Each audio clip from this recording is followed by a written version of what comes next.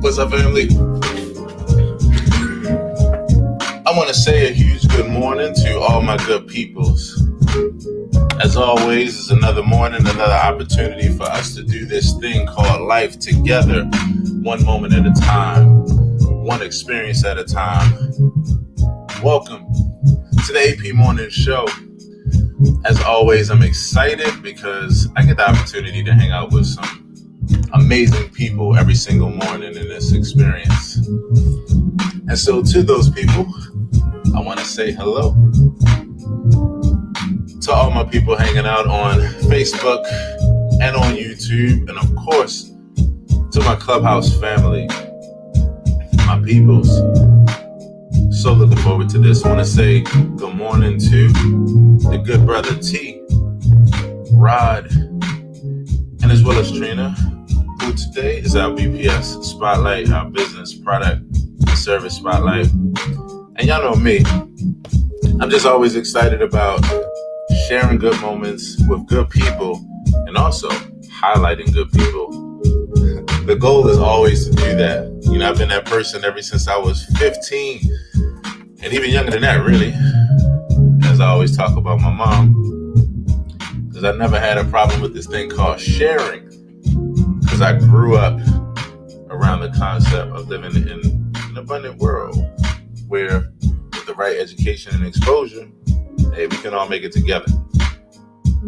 So that's what this is about. Not only is that's what this morning show is about, but OMG, for everybody that's hanging with me on Clubhouse, who has been in Clubhouse for more than a couple days, more than likely, you have been waiting on your club and that kind of thing. And I'm so excited because finally it is here where we're creating our own clubs. And so if you look right at the top there, you see the AP family celebrating right now, because it's been a long time coming.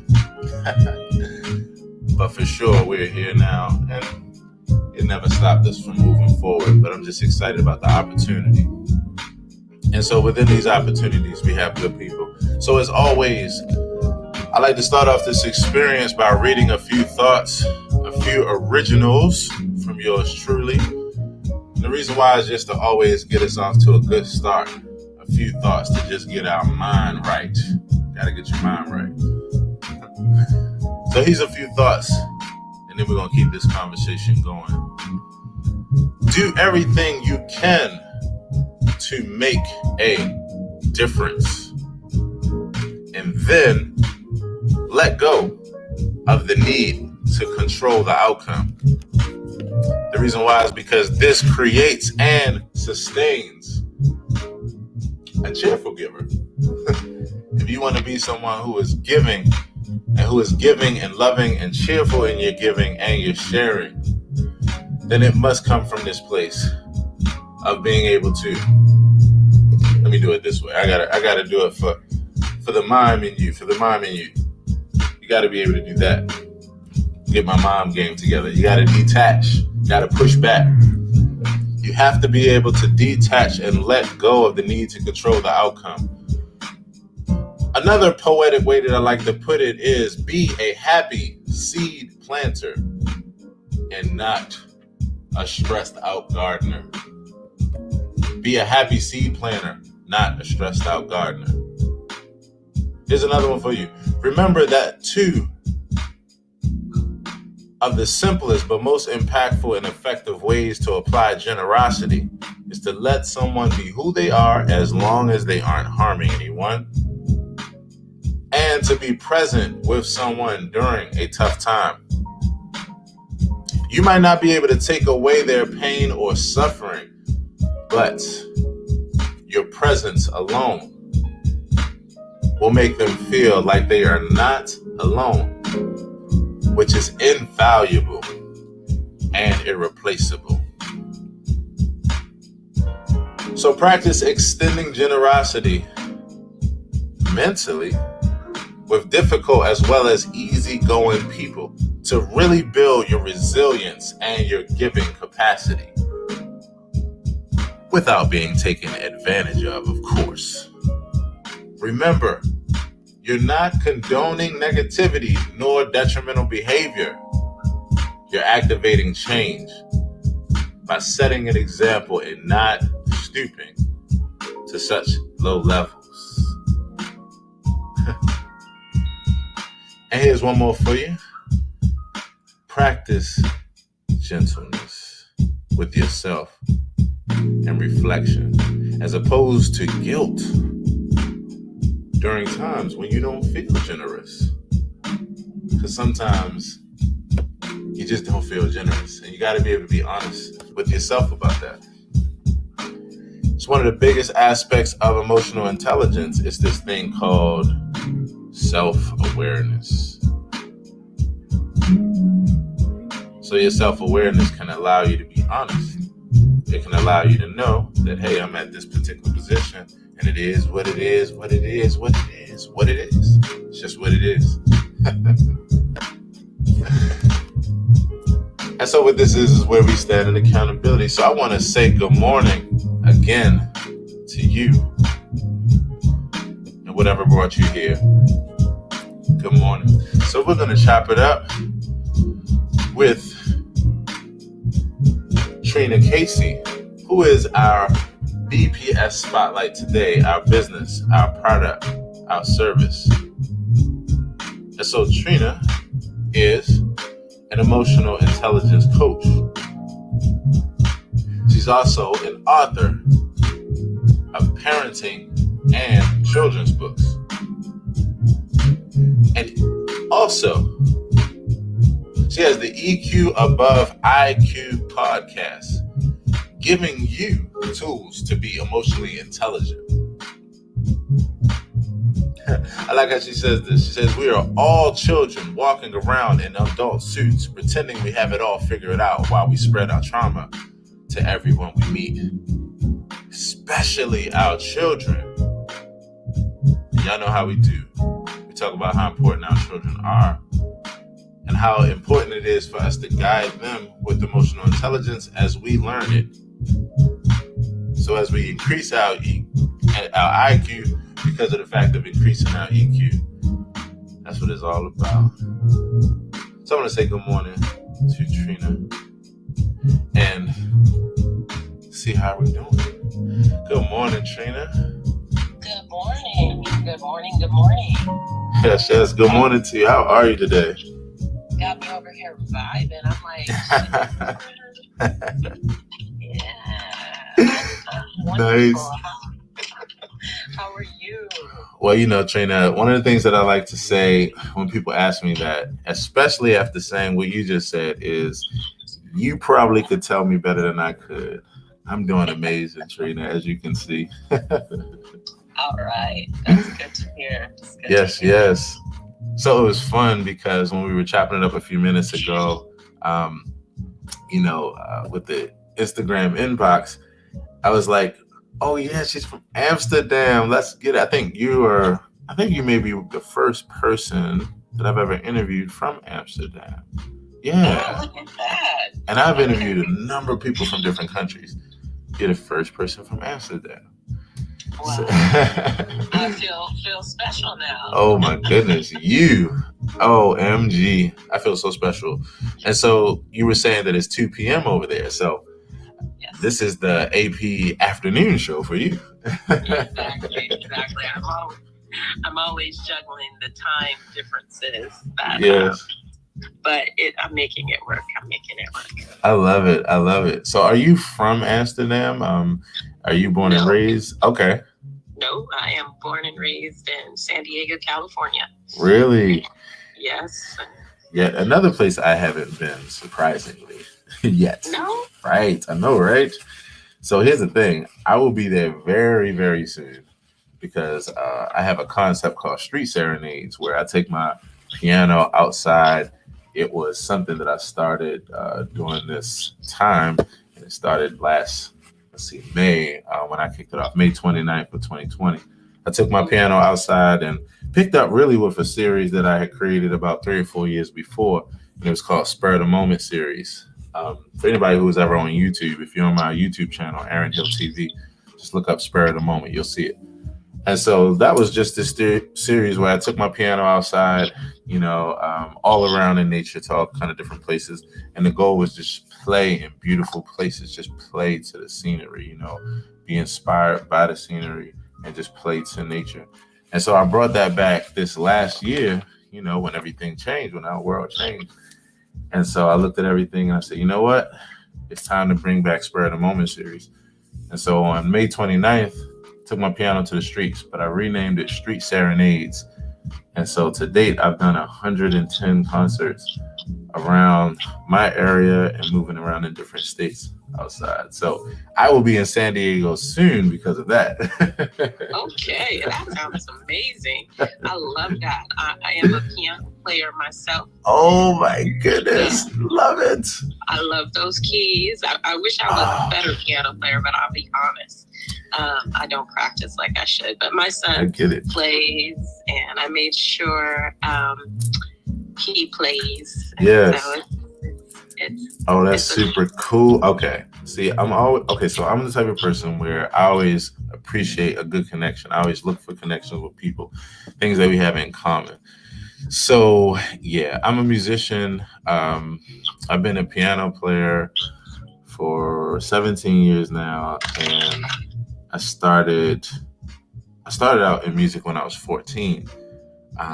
So it's always good to meet another person, another musician, another, person who, yes, we have something in common. This is great. This is great. Well, one of the things that I love about music, it's a vibration. It is a vibration, right? Without words. And so, my whole family is musical. I probably consider myself, when I was younger, back in the day, more of a singer than anything. So, it's always been a part of my life. It's part of my son's life. And I'm supposedly related to the Staple Singers. Really? So, yes. Oh, shucks. So we got a lot. That is so cool. Oh my goodness. Okay, so we gotta dig into this a bit further before we go on, because this is emotional intelligence on the black and whites, the ivory and ebonies, right? OMG. Okay, so tell me a bit. I want to tell you a bit about my story, and I'm curious about your story as well. So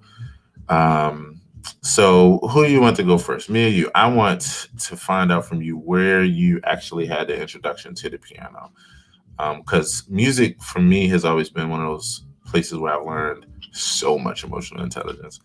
So I'm curious of that for you. So who you want to go first, me or you? Who you want to hear my story first, or you want me to tell you? Well, that's up to you. I mean, this is your room. This is your show. I know it's up to me. That's why I made the great choice of saying, you know what? It's up to me to ask Trina. I'm just kidding. No, but I will tell you, because I have it top of mind. Because as soon as we started talking about it, I kind of had a that memory where I sort of kind of was savoring that moment.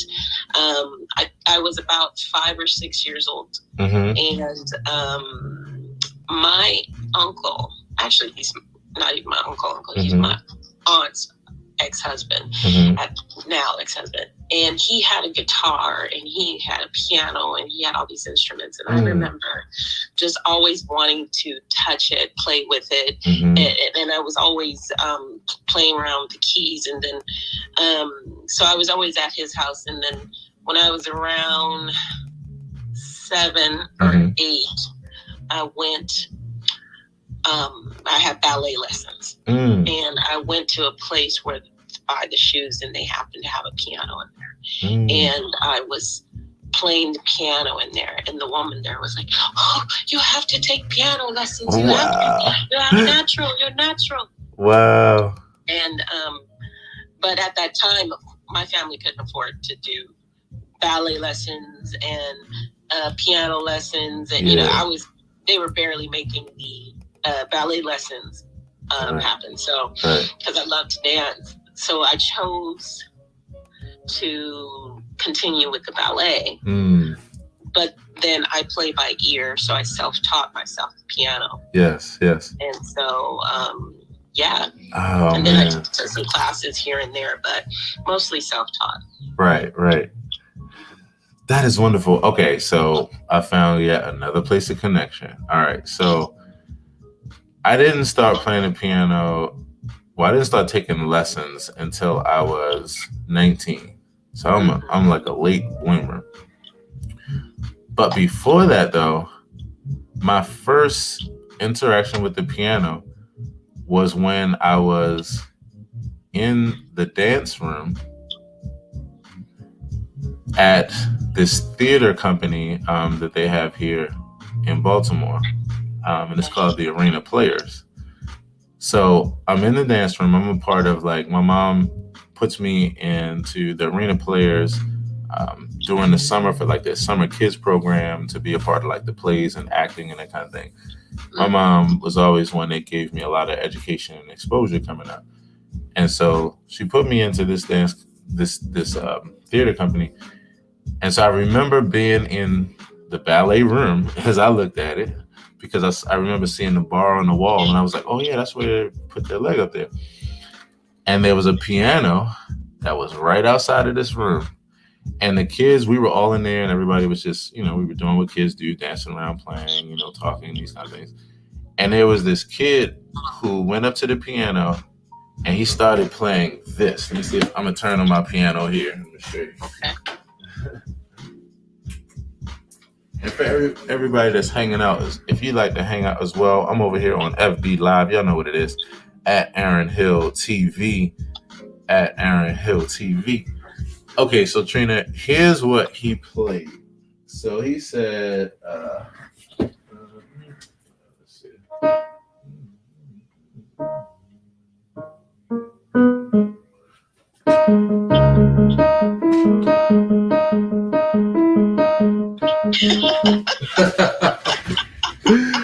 Right.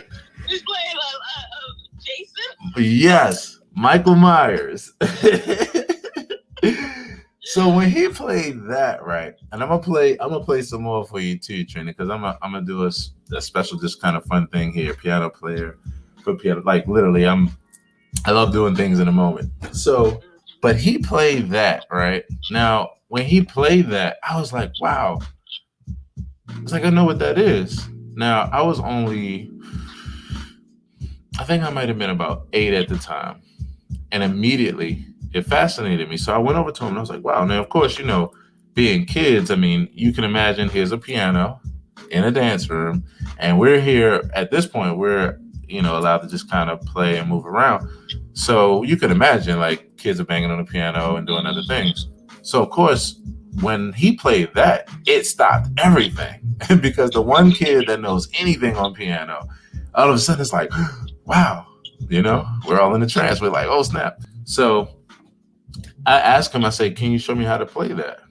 And so he shows me how to play the Michael Myers theme in what I remembered as the ballet room. And that was my first experience with the piano. Wow. I know, right? Connections there. Lots of connections there.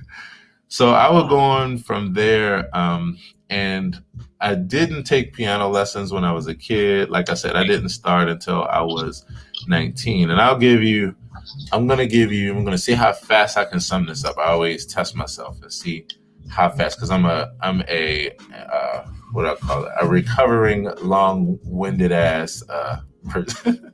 So here's how I like to sum up my musical life. At 14, I get introduced to hip hop because I'm at my dad's house for the summer, and I'm outside with my brothers. But I have a Walkman. I have my dad's Walkman, and I'm listening to some of my favorite hip hop artists. And I decide to, instead of going to play, I decide to write out the lyrics to one of my favorite songs. And that's what introduced me to hip hop lyricism. I was already writing poetry before that. And the way that came about was when I would give my mother holiday cards, like Mother's Day cards or birthday cards, I would write a poem on the inside And she would always tell me like, wow, you're really good at this. She was actually the first person who gave me so much emotional intelligence through self-awareness. So fast forward from poet to lyricist at 14, hip-hop producer at 16.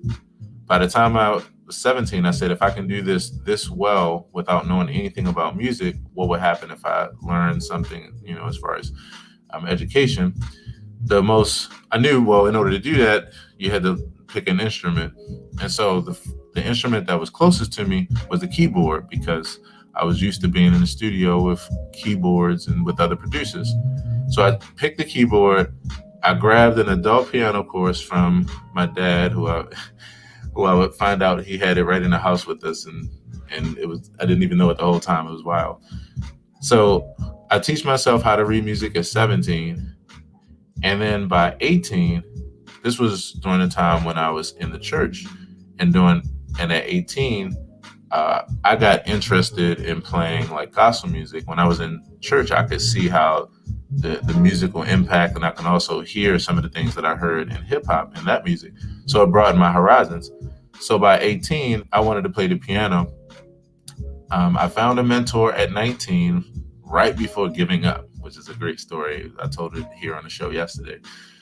And I started taking piano lessons at 19. I take a year and a half of piano lessons. Well, after 6 months, I was actually starting to do some things in my home church. But then eventually I would get a job at 21 and be able to go full time as a musician at 21. And from there, I've been able to put the time in and make a career out of it. And I'll tell you this last part, which is when I was 21 and I got the opportunity to leave my 9 to 5 and go and be a musician full time for only 10 hours of my work week as opposed to 40. I took the job, and I took the other 30 hours that I used to put into my 9 to 5 in auto parts, and I studied music for 30 hours a week. I kept my day the same. I would wake up and I would study music from about 8 to 12, and then I would take a half an hour lunch break. And then I would study music from 12:30 to 3:30 or 4, whenever time the secretary at the church I was playing would go home. And that's how. So in emotional intelligence, you basically found your motivation Yes. in order to really dive in and kind of immerse yourself in it. Now, Yes. I never had that type of motivation towards music. I've always enjoyed it. I've always been one to pick out the notes and all that stuff. But that's a part of the analytical way of my brain works. Yeah. My brother, both of us, he's electrical engineer. I said I could have been electrical engineer. We like to analyze things and figure things out, take things apart. So, but my focus just happens to be taking apart the emotional aspect of people's minds. Yeah. And kind of empathically getting underneath and trying to find the root of why they are suffering, why they're in a state of unawareness. Right. What really triggers them in order to try to kind of like get them to the place where they can figure out what their motivation, their purpose, and also kind of heal that inner child piece. Because that's why I say that we're all children walking around in adult suits trying to figure, acting like we know everything, but we really don't. We don't know nothing. And we won't know nothing for most of our lives. We know what we know through our experiences, but that could be different for somebody else. And so that self-awareness piece is so important because it grounds you and not to go up that ladder of inference. Instead to start saying, well, this person's like me. That's not necessarily true. Right. We make quick assumptions because the human mind wants to make create tribes, Yep. create connection, because and nowadays we're so isolated. Right. And this is pre-COVID. I would say that we've been isolated for a very long time. We're not meant to live in these kind of separate environments. We don't thrive in those environments. Matter of fact, we become more fearful. That is very true. Tribalism sets in deep. It's like you said. You said a couple things that really resonate with me. I always say that we're basically just older children, just continuing to learn and grow. And you learn that as you get older. Like when you're younger, you have this perception of adults that they got it all together. And then when you get older, you realize, oh, no, it's the same thing. You're still trying to figure it out always. They don't have it all together. Right. And so that's why in my coaching practice, I really, a lot of the parents have come to me and said, can you help my kid? And I said, I work with you and your kid, and your internal kid, because once you get him or her straight, you'll understand your children better. Yes. It's funny, self-parenting, and you think about this topic, it's about getting that inner child together, and understanding the inner child. It's funny. You actually, I'm gonna hit on one other thing, and not to dive into this deeply, but just found another point of connection. When you mentioned how analytical you are, the way I grew up, my mother was a 36-year school teacher who sat in a classroom 7 months before I was born, and with a pencil and a piece of paper, wrote down all the deficiencies that she saw in the children, and started from that list to reverse engineer to make sure that I had education and exposure before I even came out of the womb. Right. So from that point, as I grew up in a very structured and analytical environment. That also, it was left brain and right brain, so I know that analytical side. And the funny thing is, before I became a full-time musician, I was actually on my way to school for engineering. And that was due to my mother. Again, I was going to go for mechanical engineering. So it's really, really interesting what you're saying. The way that this all comes together for me, when I think about what you're saying, and when I look at who you are and the things that I think about and talk about every day, there's this idea of our emotional quotient, and just how important it is and how significant it is. I love what you have, especially as far as the name of your podcast, the EQ Above IQ podcast, because one of the things we talk about here, like every day, is how you can increase your IQ by increasing your EQ. EQ can increase all things. So what is EQ for you? Because this, not many people talk about this subject. Well, emotional intelligence is broken down into 5 principles. Right. And this is how I coach it and I teach it. The first principle is self-awareness. We've already brought that up a bit. That's understanding who you are on both a physiological and emotional level, understanding what triggers you, understanding what your pains are, understanding how you feel in your body. Right.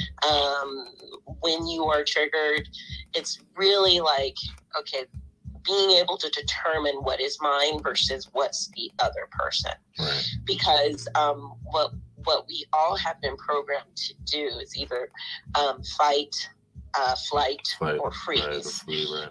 Yeah. And so once we figure out which one of those are our go-to, right, we can start really figuring out what our self-awareness, who we are, and right, how we need to self-regulate.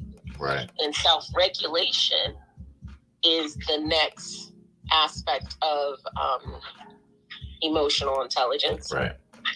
And that, hold on a second here. Sorry. No problem. You're good. Here. And so then, so then after you do that, you learn how to self-regulate. And I am a strong proponent for meditation. Right. Music is a form of regulation. Right. Whatever is going to make you feel more at peace again. Right.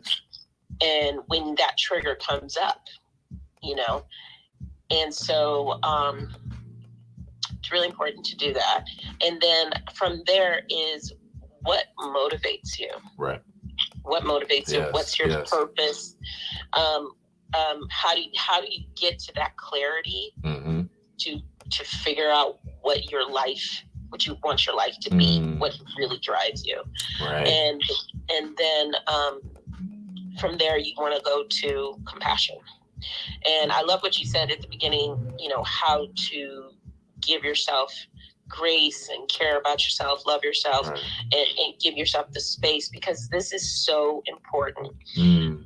The world has programmed us into doing all the time rather than being, right. And when you're doing, it's easy for you to set yourself up as in failure, right?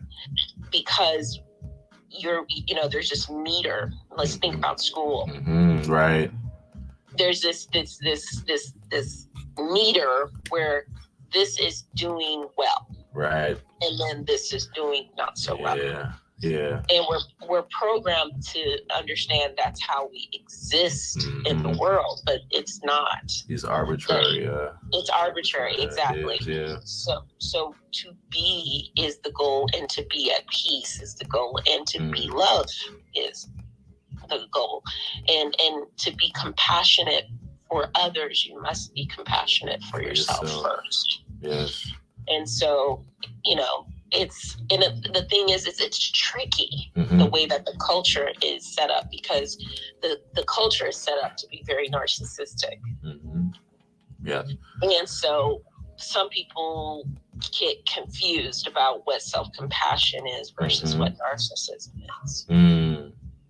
Okay. And I have this conversation with people a lot. Well, I do love yourself. Yeah. But do you love yourself at the expense of others? That's not the point. Right. Not at all. Right. So yeah, that's a really big piece. And when we get all of that together, we then are able to cultivate social skills. Yes. And our social skills will allow us to have the type of relationships that are healthy, that are based on healthy boundaries, and support the society, right? Not just ourselves, but to support the society. And so that's where this is the reason why I got into emotional intelligence, because I saw with my own child that was the missing piece. That was the missing piece. Wow. I was at home trying to teach him, because my motivation for having a child was to not to have a beautiful little baby and have somebody love me and all that. I had a bigger picture. I wanted to raise somebody who would contribute to the world in a positive and uplifting way. Right. I love that. And so if we go back and we can kind of reflect, and I love what you said your mom's did. She's watching the kids. I'm a teacher too, or was a teacher, and watching what the other quote unquote deficits. It was mostly kind of trying to figure out, what can I do differently? That's it. She was reverse engineering. Yeah, so that I don't bring out this in my child. Exactly. Yeah. I talk about my mom at least once a day, here in this experience. In fact, one of the fun things yesterday is that if you all were here yesterday, once we got to around that 10:30 hour, we actually went overtime yesterday and got a chance to hang out with my mom. It was such a fun time. OMG. And so, but it's, this is fascinating to me, because I'm the product of yet another point of connection again. I'm the product in a very similar way to what you just said. That was your, what I call, pivot point. Every time I talk to someone who is either an emotional intelligence coach or even if they aren't a coach and they're just someone like myself who just is deep into the concept of it and is well studied in it, or just as important to them, I always listen to their story. I always love to know their story, because I always look for that pivotal point, like that point where things turned and then turned into the direction of emotional intelligence, either in a subconscious way where, like for myself, where I didn't even know that riding in the car with my mom and doing all these things was developing my emotional intelligence and being in these experiences, or if it's actually intentional. What you just said to me about the point of your child and that being a pivotal point for you, that's big for me. I want to go into that a little bit more, because that's fascinating to me. It's powerful to me. We are not programmed to think of our kids in that way. They,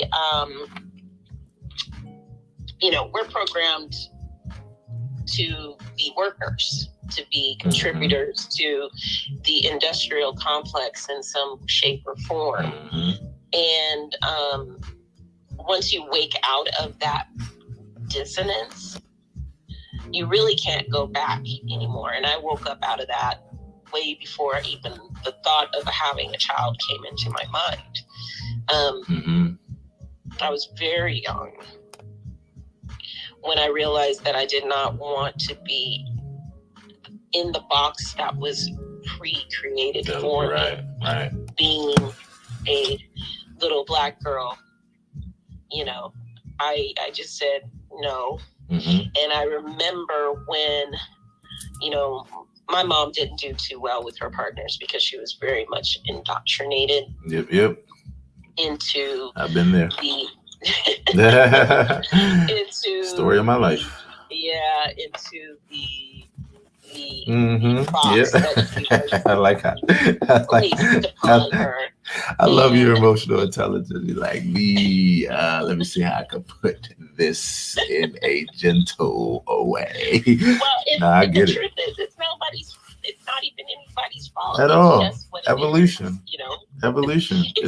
It's the history of humanity. Or I'm sorry. I apologize. I'm a little bit. I'm not. I use that word humanity very loosely. Okay. Because I don't sometimes feel that people are human, behave human. I think human is an indigenous state of being in its complete connection with everything around them. So. Yeah, I can understand that. So. It's one of those things where, I think about this. I'm like, evolution. If in 100 years, our successors aren't looking at even what we're saying now and being like, oh, that was cute. Like, they were really on the right path. That's good. Like, oh, we're proud of them. Like, if they're not saying that and saying now what we know is this, and continuing to grow and continue to have deeper and deeper connection, and deeper understanding. If that's not happening, then I don't know what the hell, like, all of a sudden, like, something's going wrong because this is just what it is. It's called spiral dynamics. It's called evolution. It's called like, we know more now than we did yesterday, and we don't know as much as we will know tomorrow. Like, it's just life, And so that's one of the beautiful things I love about, these conversations and these topics, because, the truth of the matter is, when you look at it that way, then you can be able to look at people and appreciate them for not only their efforts, but appreciate them for the benefits that came out of that, and be understanding of the places where it wasn't so good, and that when you know better, you do better. And so then you just take it, and move forward from there. So yeah, it's just one of those things. That's why I love this process and why I love this conversation, Yeah, I always take it a little bit even deeper, because the truth is, I feel that we are all born with an innate amount of wisdom. I'm one of those people. I believe in multiple dimensions and planes of existence. And I honestly think our children kind of come in with a great sense of wisdom, and then we program that out of them. And that's why they go through so much trauma, because we're forcing them out of their imagination. We're forcing them out of the safety and connection with us, because especially with young boys, I have a son, we're always forcing them into an ideal of manhood that is actually disconnection from the feminine, from their mothers. And it's a deficit. It makes their life less fulfilling than fulfilling. And then they have to go through this battle to get back to that understanding right before we die again. The cycle. And it's a cycle, and I know that there needs to be some learning in that, but I am one of the people who believes that if you keep the door open, and it can be less painful, and it can be less traumatic and scarring to yourself and your child. And if anything, our children are the reminders of what we lost. So that's why I work on reparenting the inner child with parents, and letting them understand your child is doing what is biologically normal and is expected. And remember, when you were their age, how would you like to be understood, heard, respected? It's like parents want both ways, and you can't have it both ways. You want your kid to grow up to be responsible.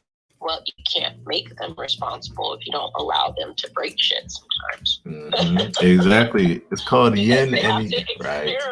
Have to experiment. You have to experience. Exactly. I tell everyone, you think about this, I always call it like the stove theory. It's like one way of trying to teach someone that a stove is hot is by telling them not to touch it because it's hot. But the problem with that is that that's not true. That's not like the total experience. That's not the total knowing.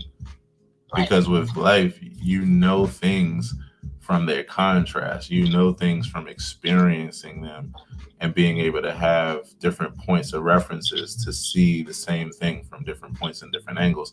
So to some degree, you have to, even if you don't burn yourself, you have to at least touch it and have that sensation so that you can know how to avoid it. I talk about your hand near the heat. You can put your hand near the heat without burning yourself, and I actually have done that with my son when he was little. He went to touch something. I said, hold on, you're moving too fast. Slow down. Get closer. How's that feeling?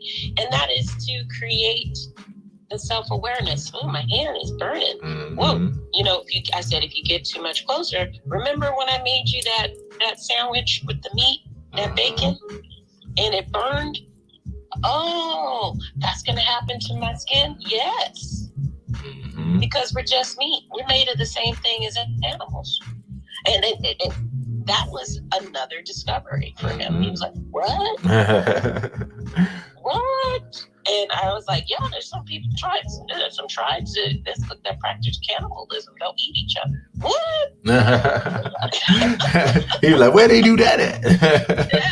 I was like, well, they did it in America. His name was Jeffrey Johnson. Right, there you go.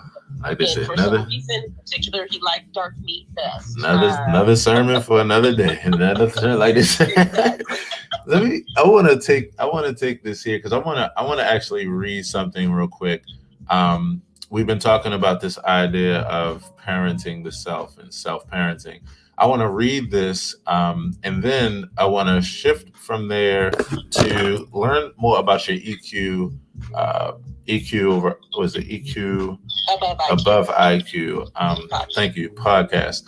Mm-hmm. And so self-parenting. This is like one of those topics where I hadn't heard about this until about maybe a year ago. And this was like how so many other things unfold in my life, where once I learned the definition, I'm like, oh wow, this was something I was practicing or something I was familiar with. I just didn't know that it went by a name or what have you. So self-parenting is the idea of is that a person's mind is created in the form of a conversation between two voices generated by the two parts of the cerebral hemisphere.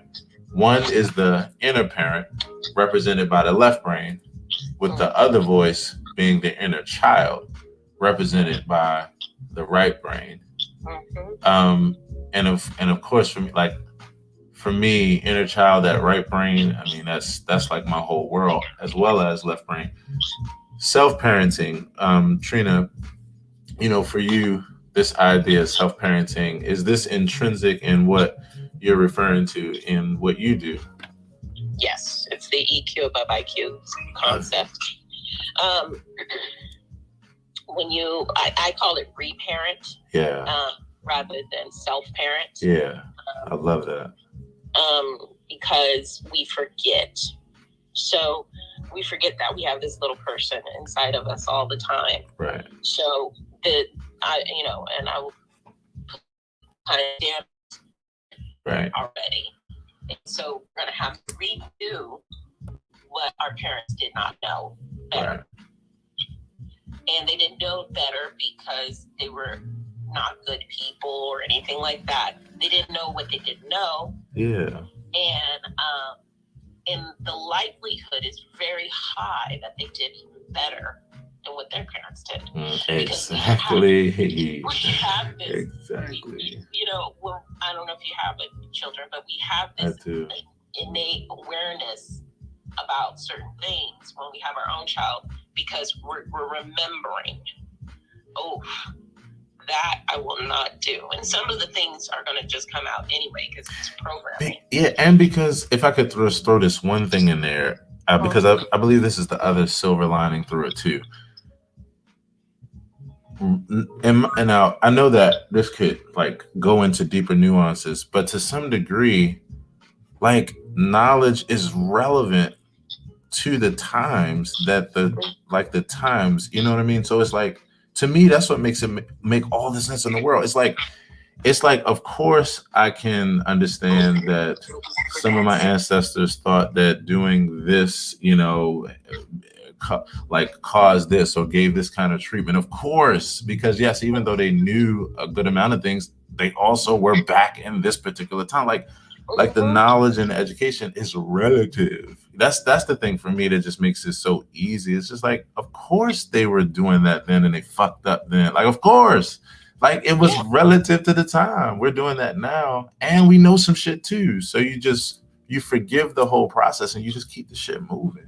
Well, they had no freaking idea it was wrong because they didn't have the technology, they didn't have the science, they didn't have a lot of things. They didn't have the self-awareness. And they defined morality differently. Yes. It's like we like with some of this shit, we're making up the rules. And we're the ones saying, oh, wow, in lieu of this new information, now here's what we want to intentionally do. And anyway. But that depends solely on our motivations. Mm-hmm. Because let me explain something to you. And I don't like to offend anybody who is very religious, but I'm going to say it anyway, because I think it needs to be said. That's it. Many of the teachings that you were taught, especially in the Black community, were under duress. That's it. And that means if you didn't believe that, you were going to be beaten, going to hell, whatever, straight to hell in a handbasket. And anything that is perpetuating that type of fear, is not healthy. Nope. Because is that how that's why we didn't do Santa Claus in our house. we didn't do that. We don't do that tradition. We celebrate the solstice, the changing of the planets, because I didn't want to instill fear. If you're not good, Santa's not going to bring you this. To me, that's the same as if you're not good, you're going to hell. And who am I? I'm the omniscient person telling you and controlling you. It is a form of mental slavery. Very much. And so, I'm always pushing up against that. And it's uncomfortable for people because I'm not a spiritual person. I just think that comes from within. It is wisdom. It's the inner wisdom. And you know what?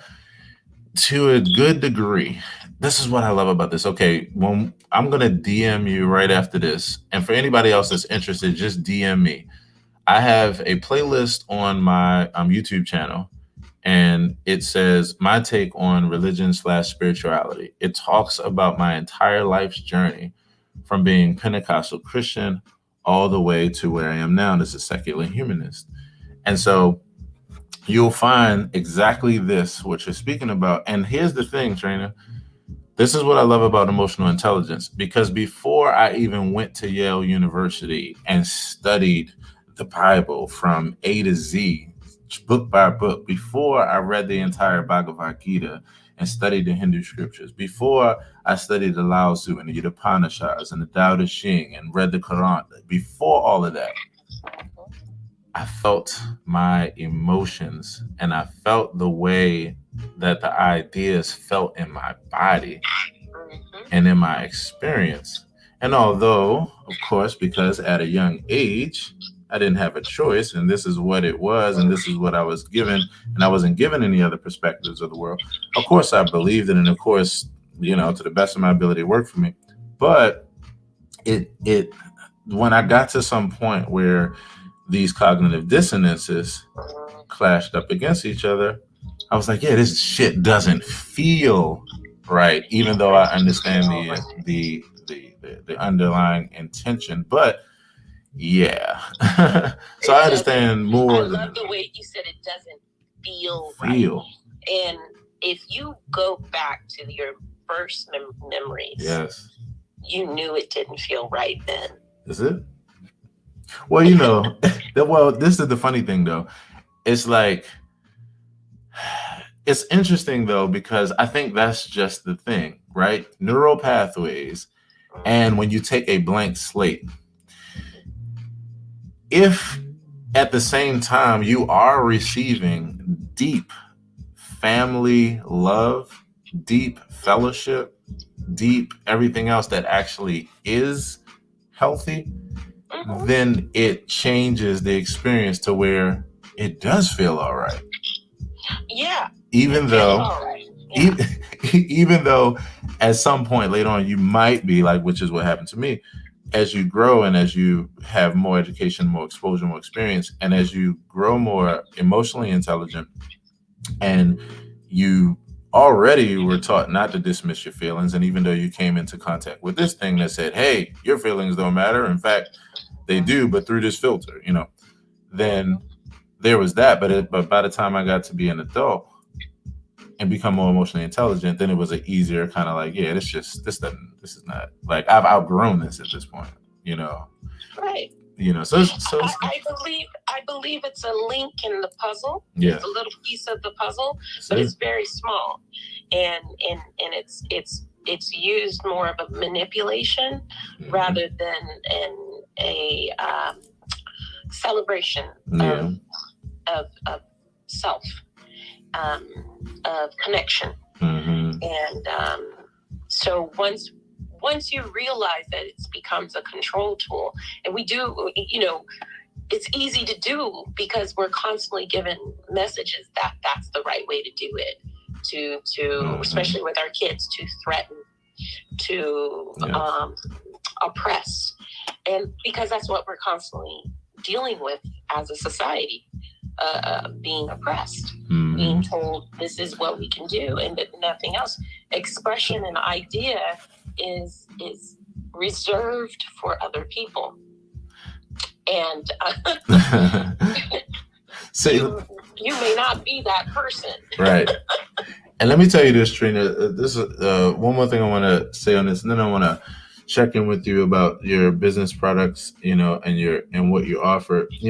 Everything that you just said is true, right? And I'm gonna add this to it. When you also, and if I was closer to my piano, I would just jump on it right now and actually demonstrate it. But I need to do that. Hold on. Matter of fact, that's exactly what I'm gonna do. See, that's emotional intelligence. You tell yourself what you're gonna do first, and then you do it. All right. So let me also do this. Turn on my music here. So everything you said so eloquently, Trina, and then also when you add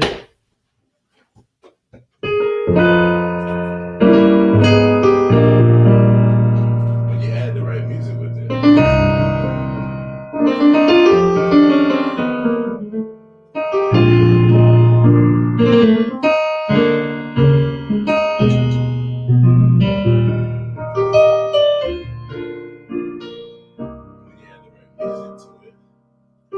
It makes it all go down easier. It makes it go, and not just the right music, but also when you add back in what I was saying, and I call these social benefits. I call these the social benefits. When you add in family, when you add in being fed physically, when you add in a group of people who really do love and actually do care for you, yes, and they just believe that this is the best way to love and care for you, then it's the other thing that makes it permeate, So, and also conflicting inside. That's it. So with that, this has been such a great conversation.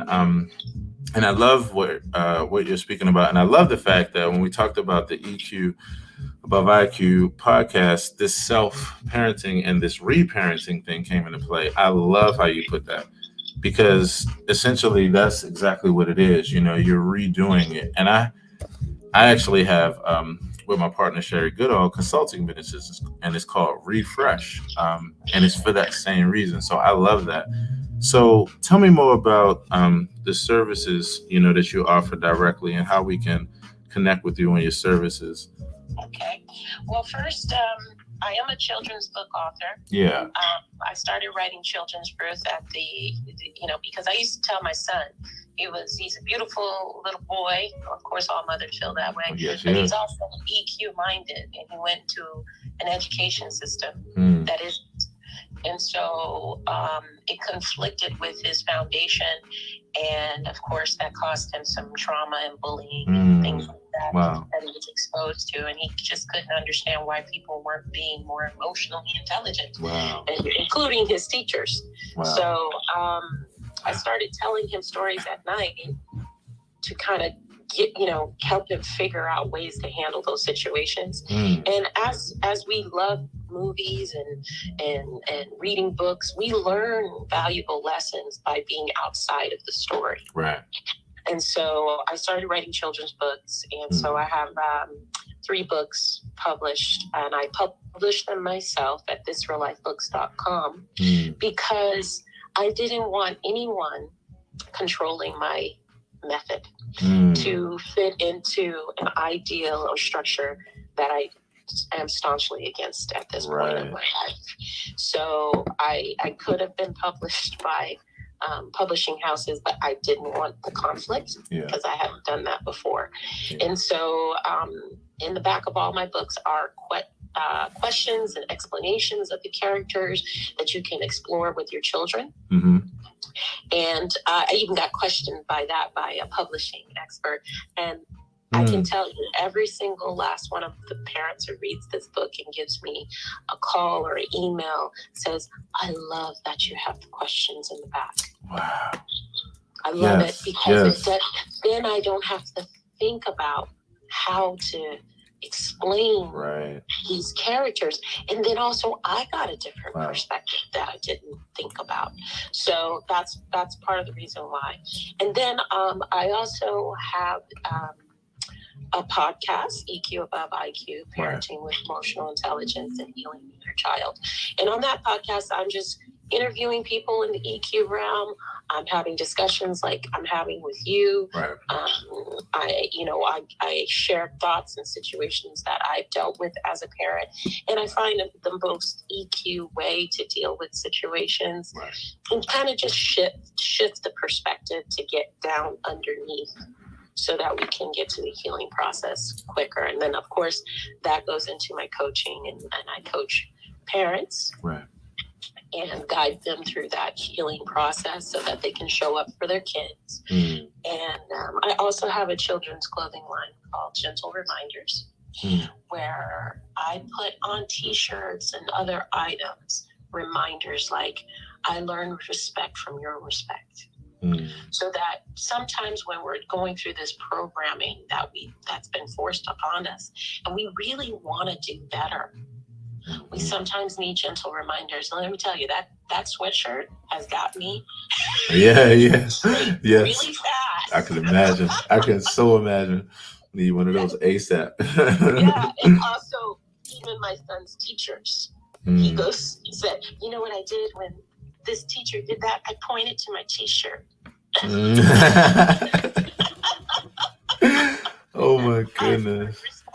Respect, because we forget. Wow. We don't need to raise our voice to get to the point. Right. You don't need to call them names. You don't need to demean. You don't need to do anything. And that's relationships with everyone, not just our children. But I thought kids need that support more. I love it, Trina. This is so good. This is so good. First off, this has been such a pleasure meeting you. I love your mindset. I love the things that you have going on. I love the fact that your situation, and even with the little boy, showed me the same thing as me as a little boy. My mom, it's like everything that I do when it relates to emotional intelligence or accountability is like a dedication to my mother. It's a dedication to my mother, and so I appreciate seeing other mothers, and other figures and people that are just standing in those spaces and creating those spaces. So this has been great. I look forward to us connecting again. And it's just been a pleasure. By all means, if you like to, I'd love for you to continue to hang around for the combo. And if not, you have to go. I want you to have an amazing day today. And yeah, this has been exciting. So I'm looking forward to catching up again. Well, I really appreciate you reaching out and inviting me on. I love to be speaking to like-minded people, and especially people from my community, our community. Yes. Because out of all of the communities, I think we've experienced a huge amount of trauma being African American, just brown in general. And so my community is the one I really want to heal first. For sure. And so that they can learn that self-love that has basically been taken from them through the trials and tribulations of just existing. So sure. Yeah, I appreciate everybody. Yeah, no doubt. And so right now, I just want to do a quick refresh of the room. You know how it is, family. If you'd like to come up to the stage, this is one of the parts I love the most, because when I do these highlights, and this is just one part of this extended experience where we dive into so many conversations, one of the things that I like is that I get a chance to meet a new person every day. And also the family, the AP family. If you look at the top of the screens, we finally got the club, y'all. I'm still celebrating. The confetti has not hit the ground yet, I promise you. The confetti for me will not be hitting the ground for another 30 days because I'm excited about all of us having our clubs and that kind of thing. But again, the accountability partner family, I love being able to introduce those to others. We cross-pollinate so much. So you all know how it goes.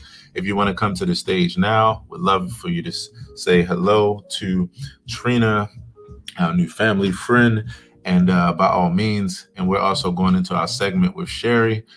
And if you don't desire to come to the stage, you know how it goes. You can just continue to allow this to be your favorite radio show, playing in your background, helping you to get through your day.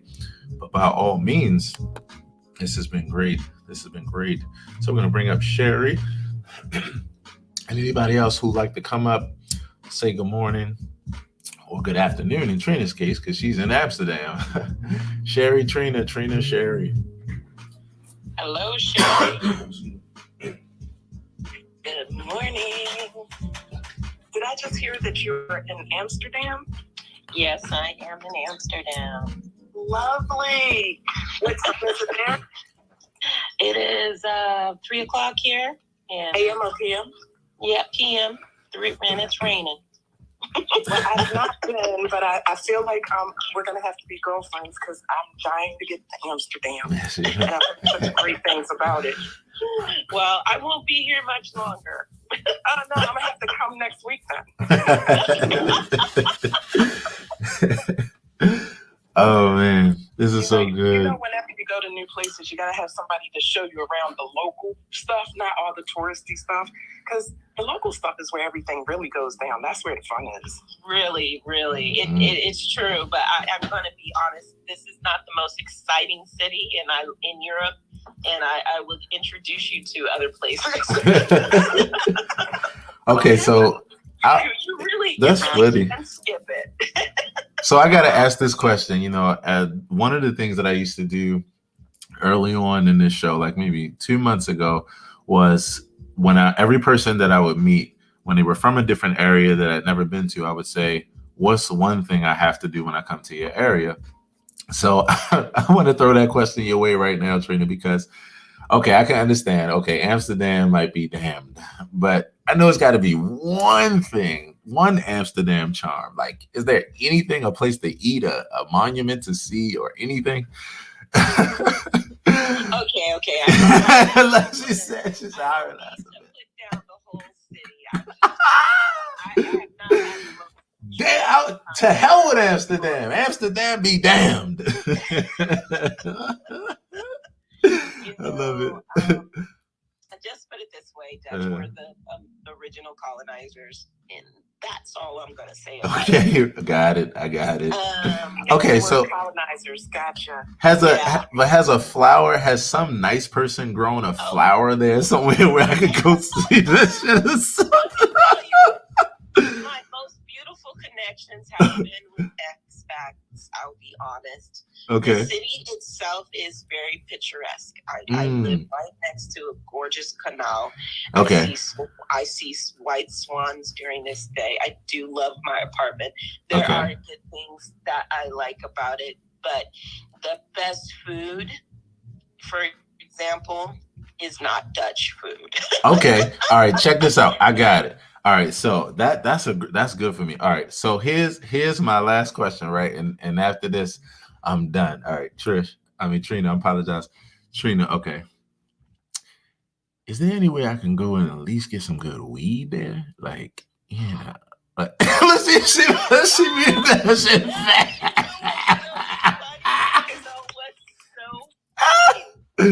Is that when I first moved here? Yeah. That was the question. How's it feel to be able to get weed and not be scared?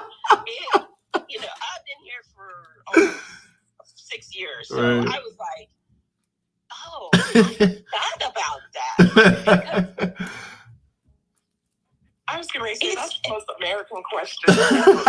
Hey, look, it was a last resort. I'm like, okay, if there's everywhere and it's on every corner, and so you get desensitized. It's not a big deal anymore. Right. And I try to stay as far away from the center of Amsterdam where all the tourists come and they're just coming to smoke weed and stuff like that. Right. So I really, honestly, that makes sense to me. All right, well, I'll tell you this. I'll go back.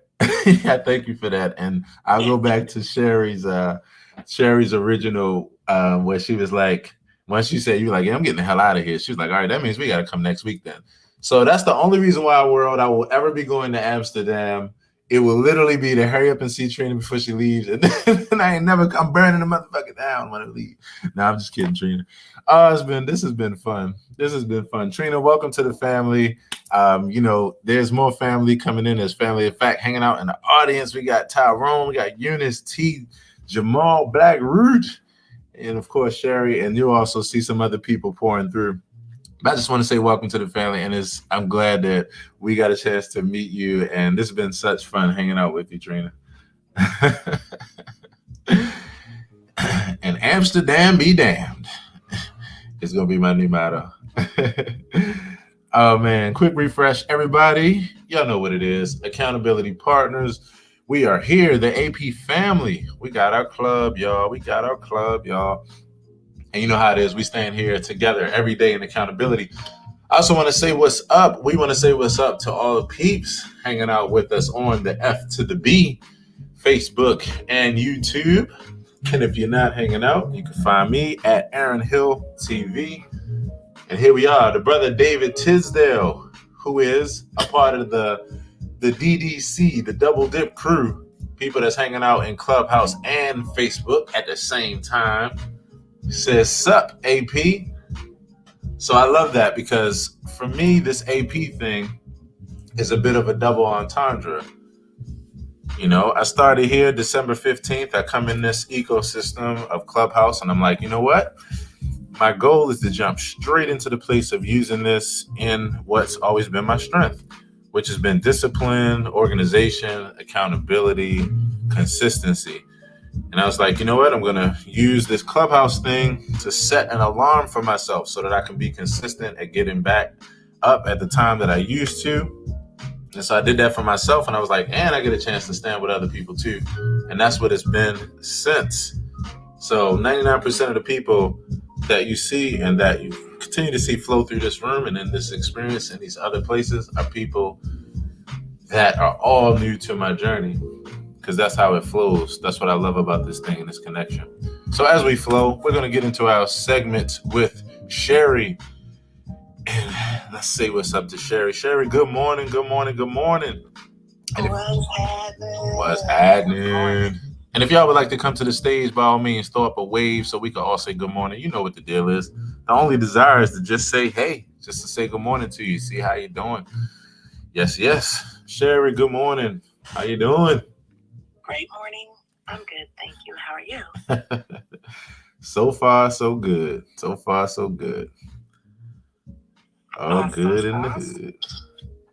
Yep. It's another morning.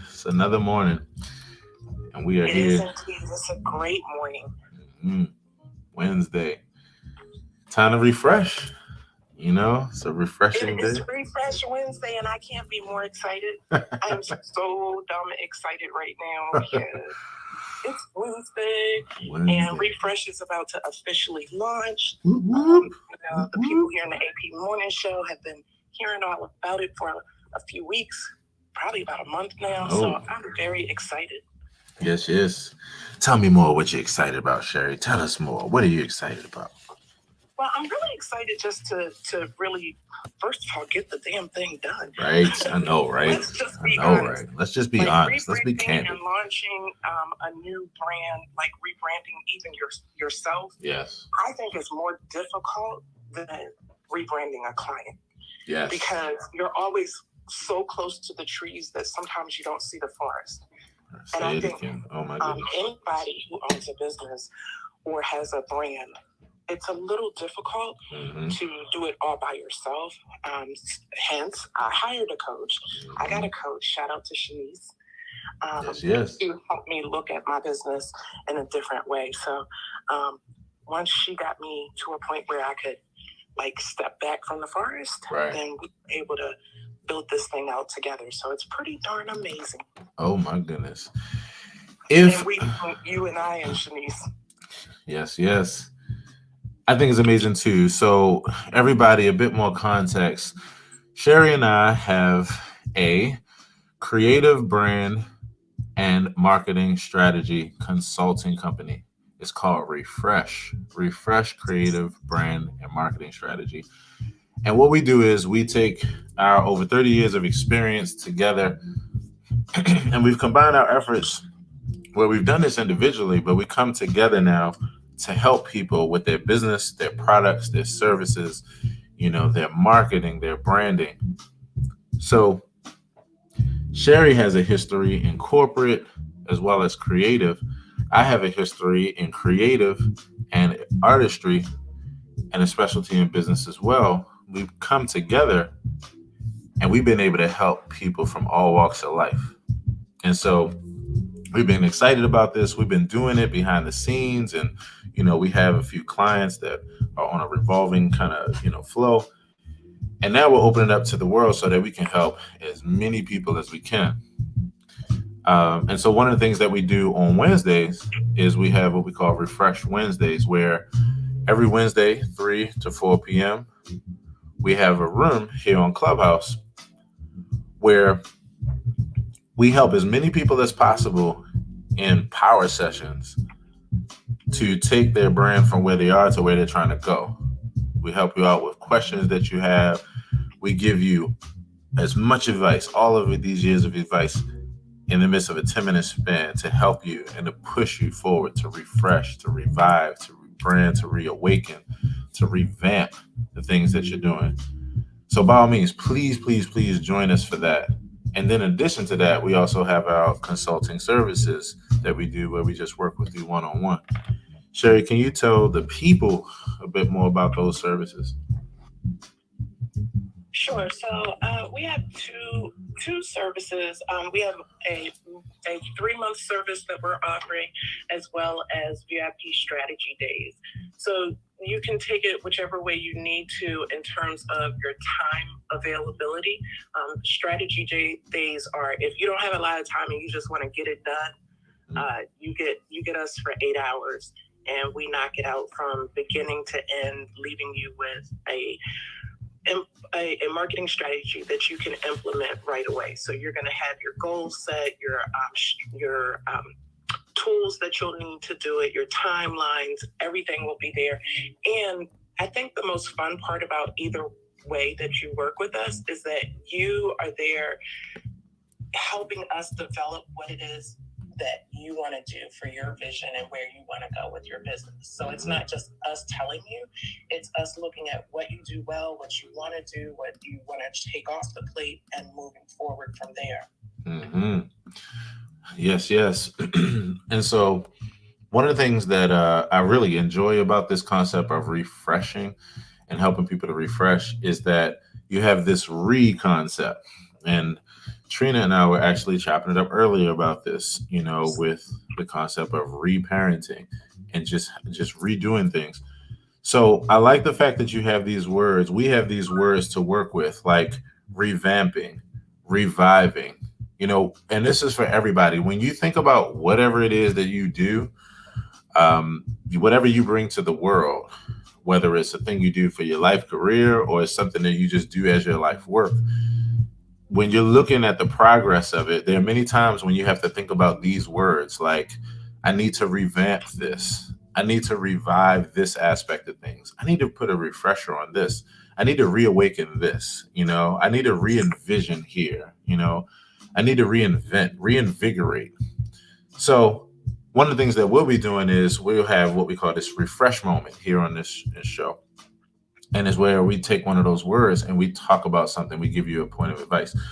So Sherry, with that, Refresh Wednesdays, right? So we'll probably do this as refresh every Wednesday. When you think about the concept of refreshing, and when we talk about the brand and marketing strategy, of course, this is a tree with many different parts. But when you think about all the things that need to be refreshed, what would you say is one of the first and most important things that comes to your mind that people should think about when they're looking at their whole formula? It's really like the main place they need to start as far as refreshing things. Well, for me, one of the most important things that you have to look at is, are you actually hitting the market that you want to? So, for example, if you're talking about like Trina emotional intelligence and you want to work with, single moms or mothers, are you actually reaching mothers? Yeah. and how do you reach them? And if you are, how can you reach them even better? So when you revise or revamp or refresh, you want to look at what you're doing correct or what you're doing that you like and what you can do to change it and make it even better, or what things you can add to it that, you're not already using. Right. So essentially what you're saying is, the first thing is, like you said, whether you're hitting your target audience. And, of course, there's so many things that go into that. But I do think, like you're saying, that's the first place to look. Because, if you're not doing that, then what are you doing?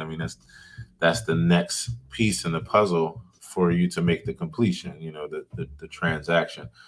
When you think about individual things, like, say, refreshing a website or refreshing a logo or refreshing consistency as far as time with a schedule organization, where do you think, if we dive down a little bit more deeply, where do you think is the next thing? Okay, so you got the target audience. What's one thing that you think people should focus on refreshing, whether it's like their email campaign, whether it's their consistency with how much they post, whether it's, I think you get the gist of it. Yeah. So, I definitely want to talk about email campaign. I'm actually doing a lunch and learn today at 11:30 here on Clubhouse, as well as streaming it on YouTube and Facebook. And email is something that people get hung up on because they think they need large lists. Right. But you don't have to have a large list. You can build a list as you go, but it's really about making sure that you put the right information in there, giving people a place to go to connect with you, even inside of the email list, right. And creating successful email campaigns that are engaging. I couldn't agree with you more on that. The email list was literally from 2008, from 2008 to 2015, when I launched my business, Fruition Music, and when it went from 0 to 6 figures, it was literally the email list, and it was nurturing through that email list that really did it. The power of an email list, like you're saying, Sherry, is that it's not about having large quantity of numbers. It's about having an intimate connection with people that you can really nurture and bring value to, and you can nurture a relationship in an intimate way. So it's so important to just take care, of your people, even that way, through checking in on them or through seeing how you can help them and that kind of thing through email. So I couldn't agree with you more. I think that everybody should have, like, on all your platforms, on your link tree on Instagram, or if you use what's the other one that we use, Tap Link, Tap Link. Yeah. Everyone should have a join my email list. You should grab whether it's a free MailChimp, because MailChimp, you go up to 2,000 people, I think, for free before you have to pay a dime. But just being able to nurture through the relationships that you build through intimate email, no spam, no just throwing things people away, but really taking the time to care and build that relationship. I agree. That is a great place. I think that you have to, look at the trends. People think that they have to do a certain thing. It has to be very, newsy, and that's stale. Trends change even in newsletters. So, exactly. It's good to look at what you're doing and how you're doing it with your newsletters as well, your email blast. 100%. So, with that, again, just a reminder to everybody, 3 to 4 p.m. today, and this is every Wednesday, except for the Wednesdays when it's not. Sure, I had to throw that in there just for laughs, for shits and giggles. It's every Wednesday, except for when it isn't. And hey, Aaron and Sherry, I want to say thank you and appreciate you guys. Yes. What you just said, very good strategy there. And I got to jump on into another interview, and I appreciate you guys. Yes. Bye-bye. Appreciate you too, Trina. Much love to you, and have a great day today. Can't wait to talk to you again. You too. All right now. Yes. So every Wednesday, except for when it's not, 3 to 4 p.m. Sherry and I we'll be there. We'll be there today, having a good time. And again, this is just some ideas as far as refreshing. All of us need some kind of refreshing, some kind of freshening up, and I'm saying that myself included, Sherry, like all of us. So 3 to 4 p.m., we help you out with as much as we can in power session of 10 minutes or so a piece. And join us there, ask us any question, and we'll give as much help as we can. And then also to find out more about our direct services as far as refresh, go ahead and DM us. And yeah, we'll be talking real soon with you about that. Looking forward to it. Sherry, what's going on with the Miracle Morning this morning? The Miracle Morning is doing great. I'm enjoying it. It's it's fabulous. Yep. Have you already been through your flow, or are you preparing for your savers formula? So I've started some of it, but I'm preparing for my savers formula. I actually woke up really early today, and I'm thinking about changing my schedule. Are you sitting down? I'm holding. Wait a minute. I'm sitting down, but now I'm holding on to something. All right. Yes, because I'm seriously contemplating changing my wake up time to 4:30 or 5 a.m. Oh shit! Whoa! My desk almost lift off the ground. Are you crazy? Like, Stop, okay. You're doing too much. Okay. What did you just say? What? Sherry, wait a minute. Wait. I gotta turn this down for a second. Sherry, this is what I'm gonna need you to do. And just follow, just trust me on this. Take your right hand, look at your palm. You're looking at your palm. All right. Now raise it up. I want you to look at it like eye level. You got it eye level? You're looking at your palm? Yes. All right. Now slowly, you're going to bring it forward. Slowly. Bring it forward and then bring it up towards your forehead. Up towards your forehead. Okay, now touch your forehead. All right. Is it warm? Is it medium? Yo, what? The impression that I don't wake up early like I did all the time. It is not true. I'm gonna need you to stop it. But no, I woke up this morning at like 4:30, right? And I got some work done with the team over in the Philippines, so that was cool. Right. But when my daughter was in school, I really liked getting up and being at my desk at like 6:30 in the morning because she had to be to the bus stop so early. And I would get to work by like 6:30, right. Sometimes 7 if I stopped for coffee, right? But nobody was in the building except for maybe 2 or 3 other people. Okay. But you get so much done during that time frame. And of course, everybody knows this, but I want to get back to that because I feel like my days are getting shorter on the back end. Right. And I'm really committed to getting some things done that I need to get done either personally or professionally within my business. Right. So that I don't have to take time away from what could be, time with clients or other things that need to be done. You know what? Okay. Or in the painting class. Right. Okay. So with that, Now I get it more. You know what? I love that. I absolutely love that because the truth of the matter is, and we just talked about this when you're talking about refreshing, you have this other concept of reframing. And what it looks like to me you did is like you're reframing the day so that you can, like you said, take more advantage of the day, So, okay. All right. So, damn, Sherry, 4 though? Like, well. I said maybe. I didn't say for sure. It worked today. It doesn't work every day, damn it. I know it. I love it though. We'll go with it. So, as a person who consistently got up at 5 a.m. like for oh my God, good amount of time, yes, you will have the strength and 4 a.m. will be yours. You will take advantage. No, that's so good. That's great. That is great. Well, you're in the right place though, because you got accountability partners around you. So here's what I want, someone to do. Matter of fact, Meyer. In fact, I brought Meyer up. Serendipity plus intention equals life. So Meyer, under the realm of accountability, at least not once a week, one time next week, could you DM Sherry at what time, Sherry? 4 or 5. Are you for real? Look, she like, you make Maya responsible. If you want to be an egg, it needs to be your responsibility. I can't do all the heavy lifting myself. I can't. Homework. You just popped up on the stage. I have a rule that I don't even pull people up on the stage anymore. I have a rule that I don't even pull. Are you in agreement? I mean, while the methods were maybe a little sketchy. I would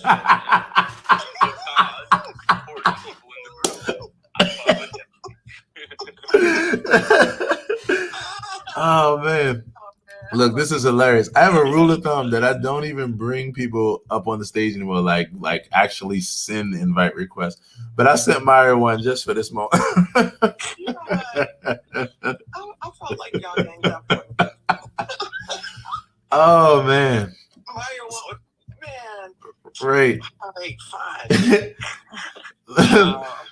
Look, I like how he put it nicely, though. He was like, even though the method, might not quite be the way that I would have it. No, it's all good. Sherry, that's amazing. That's amazing. I think this is great. Again, the thing I like most about this is that it really is true. I talk to people all the time where I'm like, the power, if you have the ability to, like the power of starting your morning earlier means that for the most part, you're going to have a morning where you're going to have some quiet time. You're going to have some like before the world wakes up time. You're going to have some like jump starting your day. And to be honest with you, if you're able to do it in a way that's successful for you and maintain like healthy like expectations, then what'll wind up happening is that you'll have this flow where, because of the fact that you give yourself just enough to be successful and to feel successful, it's the thing that allows the rest of your day to go that same way. And it's what I love about healthy habits. They're so simple, but they go so deep though. So yeah. Like, I know this. I mean, it's all right. So listen, I need to, if I may, sir, in your room. You got it. Fresh. I would like to, because I know I have to bounce out of here in like 10 minutes. No doubt. Yes, Maya is definitely all love. I want to, and good morning, Chandra, Sana, Hara, Chandra. Good morning. It just like rolls on your tongue and shit. Right. Good morning. I want to invite Dave up real quick. David, oh yes, please. Him yesterday. Please get David. Yes, please get David up here. Oh my goodness. I have to leave. No yes. shit, Maya and oh no, you good. This is perfect. I have to leave. No, it's all good because brother David was here, and in the flow, the serendipity, just didn't get a chance to holler at him yesterday, and I wanted to say hello too. Talk to him. Yes. So David, if you're here, there you are. David is here, brother Dave. What's up? How y'all doing? Good morning, brother Dave. What's going on? What's happening, Dave? I just wanted to say thank you again for jumping on the podcast and just jumping in this room with us and the work that you're doing. And yesterday, I know you waited so patiently and you had to leave, and we didn't get a chance to holler at you. But yeah, just wanted to make sure we did that today before we leave out. Yes. No, it's just good to be part of the living. Yes, sir. Every day above ground is a good day. No doubt. And I see my good friend Ed Lee in the building. Yeah. Hey, Ed. Hey, Ed. Man, appreciate this. You actually had two shout outs yesterday, David. One was Sherry, and I can't remember who was the other person. Sherry, do you remember? I'm sure it was Eric Harrison. Yeah, Eric. Yeah. So yeah, man, just wanted to celebrate you real quick and just say what's up, man. I was like, with all the amazing things that you're doing, and just how the family is celebrating you, I just wanted to appreciate you, man. And yeah, we didn't get a chance, it's been a minute since we wrapped or what have you, but bro, it's good to see you, man. And just thanks for all the great work that you're doing, impacting the people. Well, thank you, man. If I can share I'm Sherry and I grew up together, so that's always love. Right. And my first trip to Ghana about 11 years ago, Ed Lee was we were basically like roommates, and so we really got connected about 11 years ago during our first solidarity trip to Ghana. One of the things that I want to share with the people really quickly when we think about accountability. Can you hear me? Yes, I can hear you clearly. Yes, sir. We are the sum total of our relationships. That's it. And too often, we're trying to move alone. I tell people all the time, when people ask me how am I able to do so much and cover so much territory, both here in the U.S. and abroad, I tell people very simply, I have two things. One is I have amazing family support. Yeah. Second, I have male and female mentors, older and younger. Let me say that again. Yeah, love it. Because I think a lot of times we think our mentors have to be older than us. Man, wisdom ain't got a damn age on it. Oh, man, brother. I have mentors who are both older and younger than me. And then men and women, right? Men and women. And then the last thing, I never do anything alone. Right. Whenever I make a business decision, if I'm going to write a book, if I'm going to start on a project, I never enter that lightly, and I'm always trying to bring other folks along the way. We got to get out of this American ideal of rugged individualism, because it's hurting us as a people, and we got to move. We got to move as a collective. We got to move. We got to do everything in concert with other people. So I just wanted to share that this morning. I hope Brother Ed will come up and share a word or two. Ed just dropped a new book, man. Ed has written several books on the power of Black marriage, which is something that we don't talk about. And I hope this brother can give a quick shout out about his book. No doubt. I appreciate it. Good morning, Brother Ed. Love to... Good morning. Can you all hear me? Okay. Yes, sir. We can definitely hear you, man. I can hear you clearly, man. I just wanted to welcome you up to the family, man, and say good morning. I didn't know if you had to be about your way, but I wanted to say a quick good morning to you and just show you some love, man, with the good brother David. Thanks for having me. I could just share one quick thing just to kind of capitalize on something David said. He mentioned that we met on a trip to Ghana that was in 2012. Right, and one of the things that I took from that trip, Dave, you might remember this, that really was astounding was that what they would do in the village that we were working in, they would post all the scores of the kids' grades on the doorpost.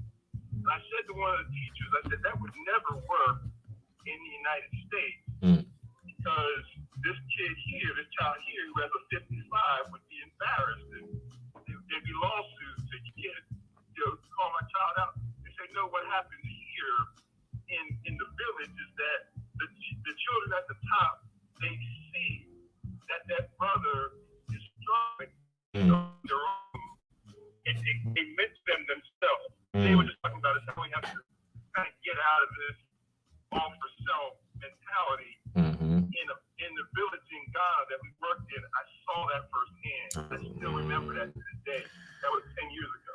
Man, let me tell you how powerful that is. I didn't even grow up in that environment, but it's something that has grown up in me. And I know how real and how true it is because of how true it is for me, man. That right there, and to be able to experience it, to see it and to feel it firsthand, it's like it tells you like really like what you all are saying, that this is really the way. I've been talking about village mentality for the last several years now, and I've been doing everything I can all the way down to this very moment that we're in to be able to ignite that in the various ways. I'm always a person who uses all the resources I have possible to be able to do these core things. So I'm digging this. I'm loving what you're saying, man. And that's powerful. You remembering that experience and bringing it back to the forefront like that, Edward. Great. Yes. And it's a pleasure to meet you, brother. Oh, man. Likewise. Yes, sir. I want to say want to say to you and of course to the brother David, again, welcome to the family. Yes, I'm excited. And it's always a pleasure to meet. I'm a person that likes to connect with as many like-minded people as possible.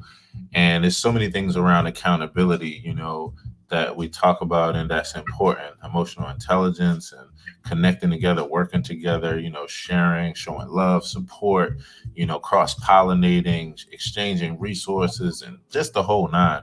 So it's just a pleasure, to be able to connect with you brothers. And I just want y'all to know that.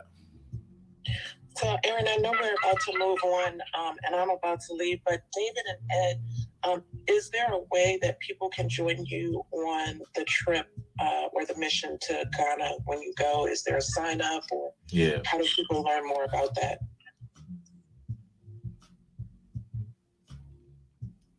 That's a great idea. If you all could share, either Edward or David, that would be some great information to share. Because I want to go to Ghana one day too, so I might be there. Let's get it.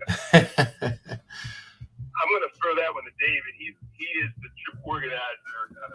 He goes multiple times a year, so I usually tag along with him. I'm going to throw that back to him. No doubt, brother David. You want to share, bro? Or are you taking over the world from behind your desk? He might be busy. That's all good. So definitely. So what we'll do is, if you could, I just DM'd Edward. Go ahead, Sherry. I was going to say, anybody listening, you can reach David for sure at dareToBeKing.net, which is his brand and his business. He must be busy. He just can't talk right now. I see him clapping. So. No, I'm back. What'd you say? I'm sorry. We will ask if there's a way that people can get in touch with you about the trip to Ghana if they want to join or participate in any kind of way. Oh yeah, you can just hit me up on Instagram. That's the easiest way. That's the easiest way to reach me. Okay, there you go. That's it. I love it. Well, good people, I got to dip out for my accountability partner meeting. I have every day at 9:45. Yes. I'm going to jump back in, and thank you so much for coming up on the stage, and Aaron for letting me interrupt the flow for a minute. Oh, that was perfect. That was, that's the beauty of this flow, is that serendipity plus intention. And there's this thing called utilization that they talk about in my school, psychotherapy school that I'm in. And it's about everything being in that flow. So it was perfect, Jerry. That was perfect serendipity. And this was a great moment. So thank you for that. Thanks. Bye. Have a great day, everybody. Have a great one, Sherry. Yes. Much love, family. This is great. And so everybody, I'm going to do a quick refresh. Once again, want to say hello to Sherry, Jamal, T, the good brother Edward, David, Sanahada Amashadra, and good brother Meyer. In fact, on that tip, everybody, let's open up our microphones and let's say a huge good morning again to the good brother Meyer. Clarity. Meyer, what's happening, bro? What's up, Meyer? I'm just here rolling my jazz cabbage, hanging out. Jazz cabbage, boy.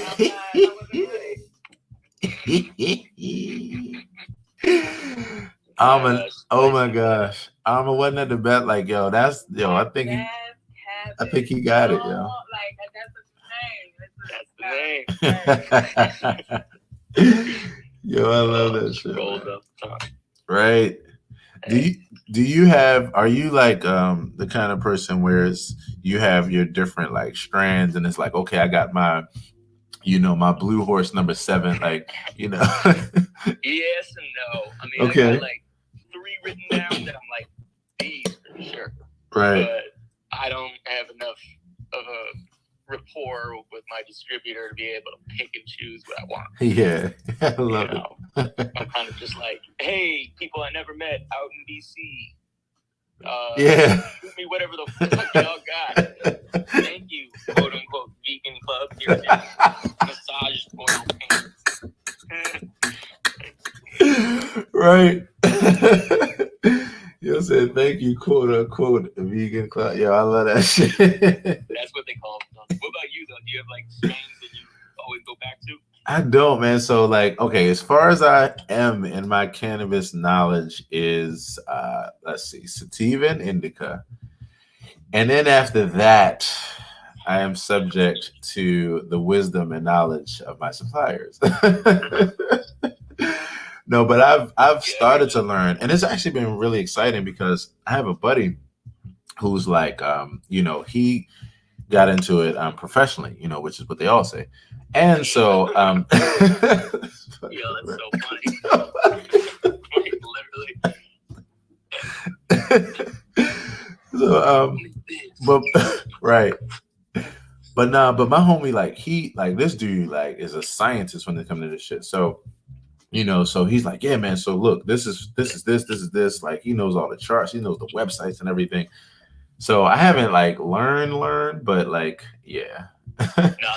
You need one of those guys around though. That's right. Like, either like your weed shaman shaman. Right. Guide you through it. That was like my roommate because I'm actually like admittedly only 2 to 3 years deep into like smoking as much as I do. Right. And before that, it was just pure alcoholism. Like I had a decade of just being a drunken dickhead. I got you. Good change. Good switch. Ago, good switch. Good switch. Yeah. Yeah. Dropped 2 years. It's been like nothing but beneficial for me. And I just smoke as much weed all day long and not fuck anything up.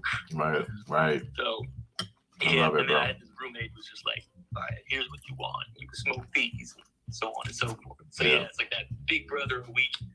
Right. Exactly. So yeah, he's my I guess what you say, the educator or the coach. The coach. Yeah, man, I love that. But yeah, bro, I forgot to mention, anybody want to come to the stage, come on out with us. You can throw up a wave. Bro, what you got going on today, man? Today's another same old day. Gotta mix some shit. Gotta promote stuff that's already out. Yeah. Anything interesting happening today. Man, no, it's all rinse repeat. Yes. So I understand that life so much, man. I'm getting ready this week. This will be the first week, man, back with taking my piano outside and getting back to my street serenade series, man. So yeah, I'm really excited about that. And yeah, man, that's like my baby now. Man, if you had told me, oh yeah, you got that good, baby, you got that good. Hey, look, whatever that was, shoot me some immediately in the minute. Yo, man, if you had told me even like last year this time, I had a gig in DC at this place called JoJo's, and it was the greatest ever, man. It was intimate vibe amongst, people that were always there for the music, always on the edge of their seat, Nice. Yeah, great conversations, man. Like, it was just great. It was one of the things that made me fall in love with DC. And so I'm there. Things are going real well. Much fun. And then, of course, the world changes. Right. Like, how was that our story? It's just like, everything was going according to plan, and then boom. And it wasn't. We were out of here. That's gonna be like the next being's story about like the meteor hitting the earth. They're gonna be like, yeah, man, they were chilling, they were on the AP morning show, and then they just weren't. Like, it just everything fucking just disappeared. You ever think about that though? Like, just the fact that would you say too much? Too much. I'm like, if they like were to find us, they wouldn't really like know how deep some of us were, and they probably think we're stupid as fuck. Yo, and that's funny you said that, because we were talking about it earlier. It's like, in 100 years, like, I expect our successors to be like, oh, the AP morning show, that was cute. Now let's show you how we really do this shit. This is what accountability is about. That's inevitable though. Yeah. It's evolution, right? It's literally just that, and the knowledge and education is relative. That's why I celebrate it. I forgive it where we fuck up, and I just keep it moving. Just try to, make it better one conversation at a time. Absolutely, we're all learning by doing. Right. Like, that's life. But if you had told me, last year this time that like from that and then the world changing, that like the most important gig for me wouldn't be the Kennedy Center stage, which I've played on, I've been at, wouldn't be Blues Alley, which I've been there. It would be the streets, like the actual streets, bro.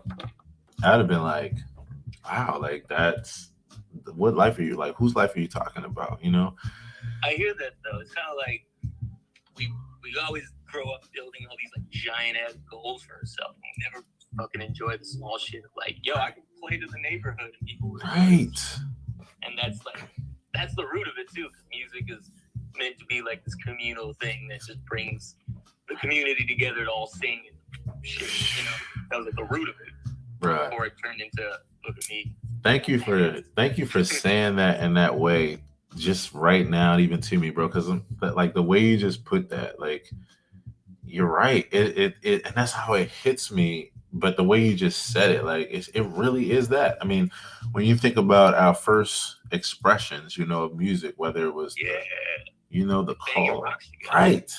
It's like you said, it was purely communal.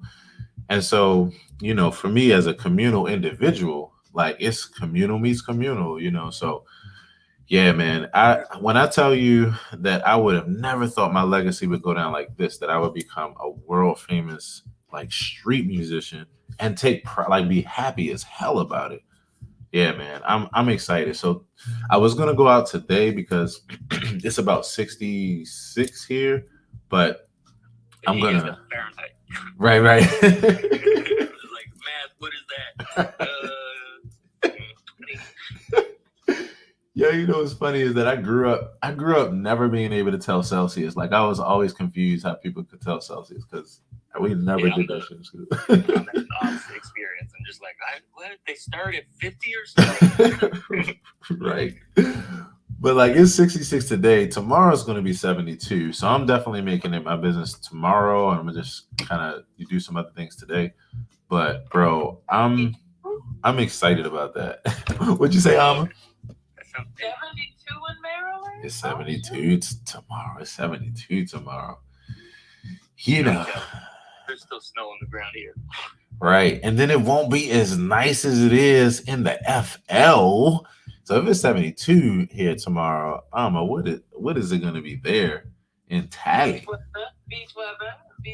That's what it will be. Oh my goodness. I'm listening for being in Florida right now. Although the mornings are still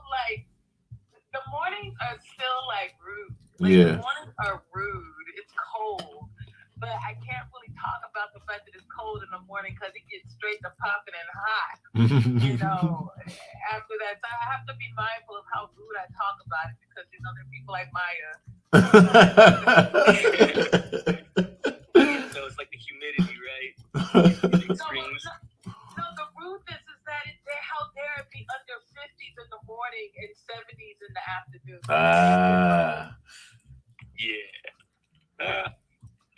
It's grass is greener, right? Yeah. But you know, God bless you. Where it's cold, and I will take a picture of the sunshine. Oh, I appreciate that. Yeah, I'm gonna have to hang that picture of sunshine in my room. Counteract the winter tundra Tundra. Right. Just gotta aim that shit right, man, and just, you know, have some heat come your way. Yo, Maya, what's the trade-off, bro? Okay, so, you know, I haven't been to Canada. I always wanted to, but it was just like any other place. I just wanted to travel somewhere, find something that I can appreciate about it, and then leave if I have to, you know, right away if I have to. But what's the trade-off, bro? Okay, so it's cold as hell. What's one trade-off? What's one like? But on the flip side, I can break it down real quick. What am I gonna get my music there? Boom, da da da da da ding ding ding. Boom, da da da da da ding ding ding. Let me clear my throat. Socialized medicine first. What the fuck is some warplane or some shit? Right. Oh shit. He said a warplane. Warplane just came through. Yeah. As I'm talking about how great Canada is. Warplane over. Probably just a regular jet. But yeah, I guess like people always say medicine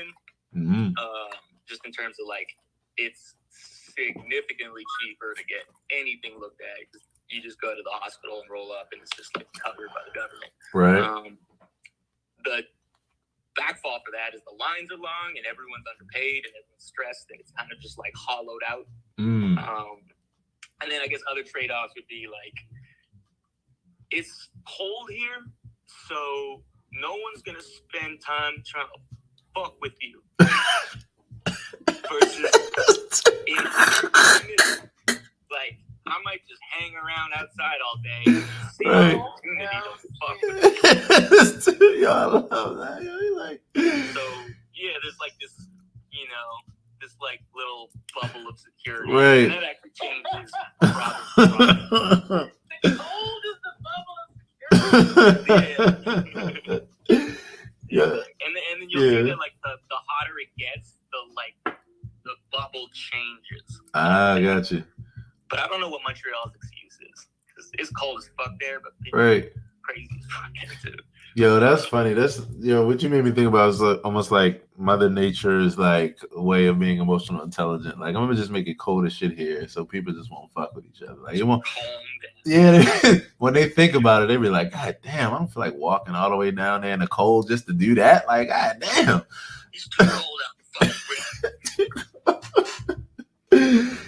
Oh man, I had to find that out. Okay, and that's hilarious because Coco comes in the room as soon as we. Yeah, I'm not gonna tell you how much that sentence means to me in another way. It's too cold to fuck with anybody, period. Oh. Both in the bad way and in a good way. Oh my gosh. I'm gonna put that sunshine picture. It's gonna be 80s here at the end of this week, so I'm gonna make sure I'm just like, because in Florida, y'all. I don't want to talk about it. I have to go to my meeting. I don't care about everything's all goodbye. I'll be with the Florida Post. Oh wow.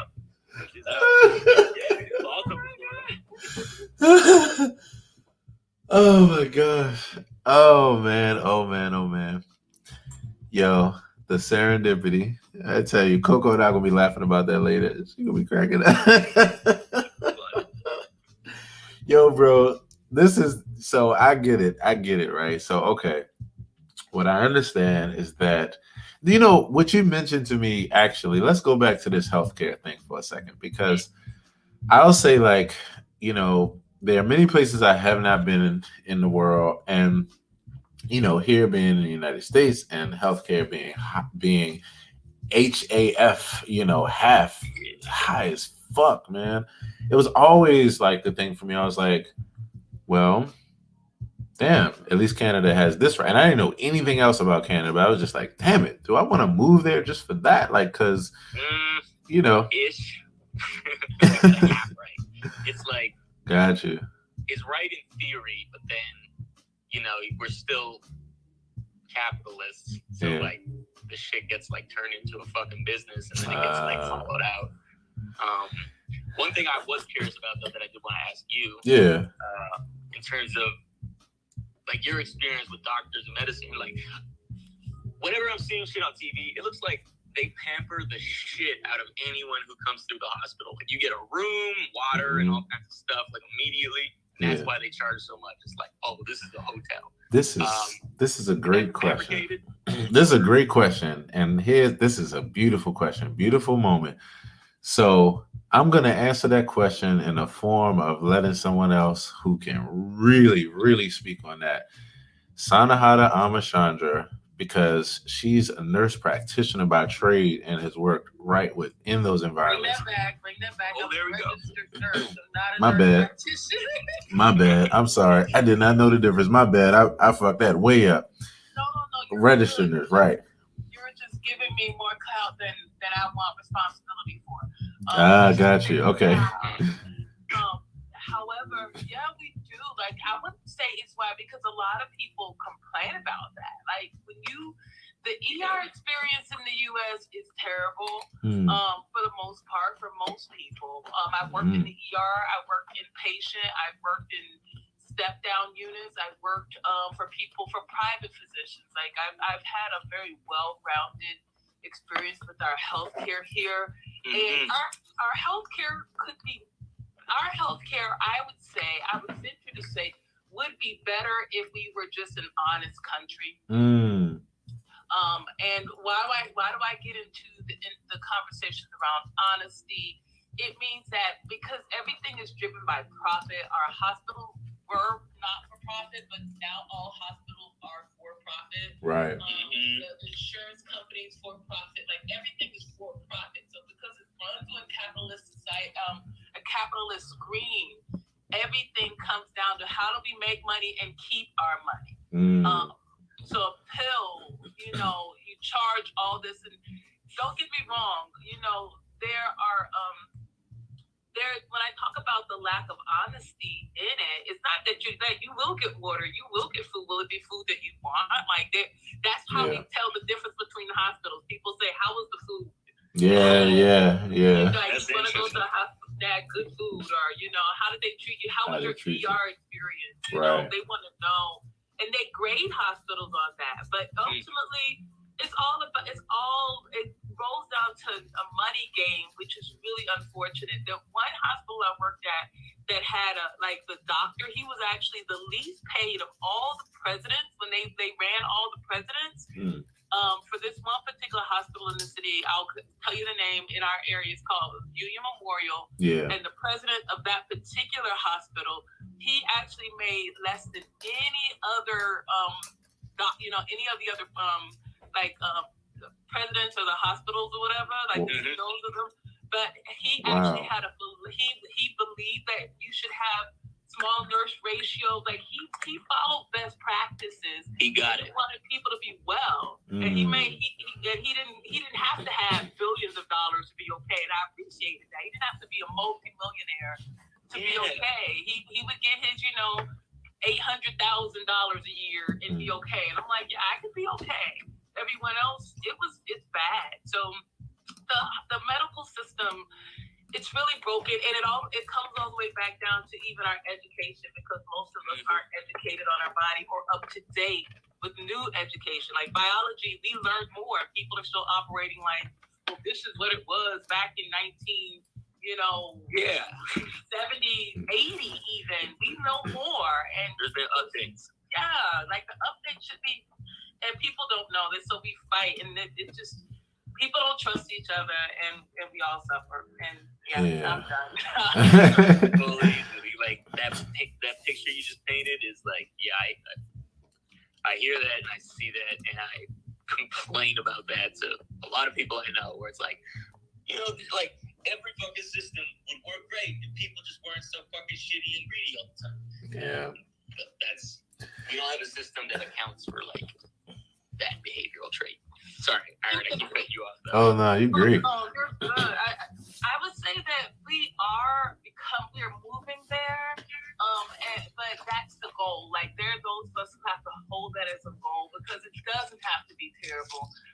It doesn't. It really could be very well. And that goes for not just our healthcare systems, but also our educational systems. They could be well. But we have a lot of dinosaurs, and I'm not talking about dinosaurs around age. I'm talking about dinosaurs around ideas and perspectives that are ruling the day, and we're not learning from what we've gone through. And that's really where it is. So health, schools, I just want to like chuck it and start all over all the way. Yep, absolutely. Even in the school, they like encourage they like teach you that it's better to be the selfish asshole, and that's how you get ahead in life. Yeah. So it's like, what? Rugged individualism. We were talking about it earlier here with Trina, our BPS Spotlight, earlier today. And, one of the things that I think about, even that you mentioned, Sanahata, is, and it really, I remember when I saw this movie, I think it was called Esoteric. It was either Esoteric Agenda or Chimatica. I think it was Esoteric Agenda. And it was a movie where they talked about profit versus well-being. And they just showed how when you have that equation, when those two things are paired up, profit wins all the time. Like there's no way for the focus to be and of course profit is an umbrella term, but you all know what I mean with regard to what we're talking about here, to profit in that way and in those ways. And when you match those two together, it wins over well-being, because it's either going to be that you're focused on well-being or you're focused on making a buck, and they just don't jive well together. I mean, I know it's a deeper conversation, of course, because I mean, by all means, like the work that many of us are doing is helping with well-being and we get profit from it. But there's healthy ways of doing things and not so healthy. And like you're saying, it's just that our country falls on the unhealthy side. I mean, it should make no sense. I mean, I'm sorry, it makes no sense, and it shouldn't make sense. I think I meant to say that. It shouldn't make sense that we should have people that are out here that don't have healthcare or struggling when we have a country that has the ability to make a difference, but like we're saying here, in order for that to be the case, the whole mindset, it just needs an entire overhaul. So can I add something real quick? By all means, bro. Just in terms of what you're saying about money versus like well-being. Yeah. I was literally having this conversation last night with my girl about how like it's fucked how like we prioritize the money, which is the imaginary thing that has a very direct real effect on the real thing, which is well-being. Wow. And it's like this inverted fucking like fantasy world we're living in. Like we're destroying ourselves physically. Like we buy cheaper food, canned goods that like give you cancer in the long run. We make all these decisions to save money that affect us in the long term. Health decisions. So I'm like, that's fucking crazy. Because money is imaginary. So why are we doing that? Oh my goodness. He said money is imaginary. That is just so it's all just a you're ready to, are we about to go down the yellow brick road? I'm about to pass the offering plate. I don't even go to church. Yo. That right there, because when we understand the constructs of it all and we get down to it, it's all about societal agreements. The exchange is based on agreement. So we say, well, we don't know anything better, so we'll keep doing this. And people do know better, but we don't want to trust them because it gets really complex. It really does, especially because in the better thing, it comes down to like what people hold as important and valuable, and that's when you start getting into the waters of subjectivity. One of the things I realized in those waters is that the best thing you can do is just keep chopping it the fuck up, so you can just like keep reviewing ideas. This is one of the reasons why I say that any system, I don't care if it's a religious system, a spiritual system, a political system, any system that does not have a regular objective review process of the principles or the values or the mindset at hand is always vulnerable to be subject to be in total error, no matter how good the intentions are, because of the fact that it's not working with the realistic aspect of evolution and like what it means for thought to unfold, or for learning to unfold, for growth, for education, for us to try some shit, realize, go through the trial and error and all this kind of shit, to realize where it stands, so we can know whether it's healthy or helpful, whether it's not, or whether it's somewhere in between, whether we need to tweak it, improve, like whatever. So yeah, and it's not to knock it all off the table. In fact, if something is a good value, it'll stand in the midst of like total review. But you gotta actually get out of thinking that this is just the not only right for now, but just right, period, no matter what we figure out. Like, you just got to be open-minded. So that's why I like having conversations, because the only thing you could do is just continue to chop it up, so that way you learn, be exposed to new things, and grow. So speaking of that, I want to quickly refresh the room, and I want to say hello to Jana, Christina, Sherry, and T. Again, by all means, this is so fun. Welcome to the AP Morning Show. If you've never been here before, much love. And I hope that your morning is going well so far. We're hanging out here until 10:30 a.m. Eastern Standard Time. But so by all means, if you want to come up and join the conversation, the main goal is to first just say good morning if you're in this part of the world. And earlier we were chopping up with someone in their afternoon because they were in Amsterdam. And so we want to say good morning and also stand in accountability with you. You can also be a part of the conversation as we continue to flow for a few more. And so, yeah, but that's what I believe it is. It's just like, I realized, like, if I was born during the times of, like, say, the councils and some of these other places, I realized I would have been there like day in and day out. Like, that's where I would have spent my time, because of the fact that it was always when you have these environments, these councils, of us. This is what we're doing now. When you have these environments of people that bring all their knowledge to the forefront, the things that they know and the things that they really, believe strongly or stand on, and then you combine that with that same person being an open-minded person who knows that the only way to grow is to hear other perspectives, to listen to other information, and you just have such a productive environment. So I'm just grateful for you all as always. And yeah, that's that. So everybody on that tip, let's say good morning to Sherry Thompson. Good morning, Sherry. Good morning. Good morning, Sherry. Hey, Samahara. Hey, Myra. Hey, Aaron. How y'all doing? Hey, doing all fine, doing all well. How about you this morning? I'm good, and I was listening with much interest to your conversation on that healthcare, especially. Yes. Because serendipity, I was telling you I'm an accountant, but I'm an accountant for what's called a federally qualified health center. Okay. You said the what qualified? Say that one more time.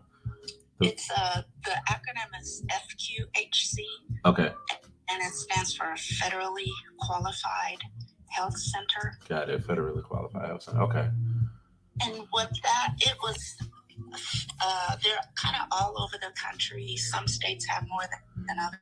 But basically, they were started in the 60s to help address the disparity of healthcare for Black people. And when you read the description, like Wikipedia has a very good description of them, and it says it's to help people get access to it in poor or underserved community. Wow. But technically, it was started because Black people didn't have access to healthcare. And sometimes they kind of get a bad rap, like the one that I've worked at. It's in North Omaha, and North Omaha is back in the day where Black people were redlined too. So some people keep that stigma and go, oh, I'm not going to go to Charles Drew, because they just serve poor people. But literally, they have the same quality of doctors and healthcare providers that other for-profit places do. Right. But what I think people may just underestimate the value of that, because it's a sliding scale fee. So I guess I'm just trying to let people know, if you know someone that needs healthcare and they can't afford it, tell them to look up the FQHC in their area, and maybe they might be able to get some help. Wow. There.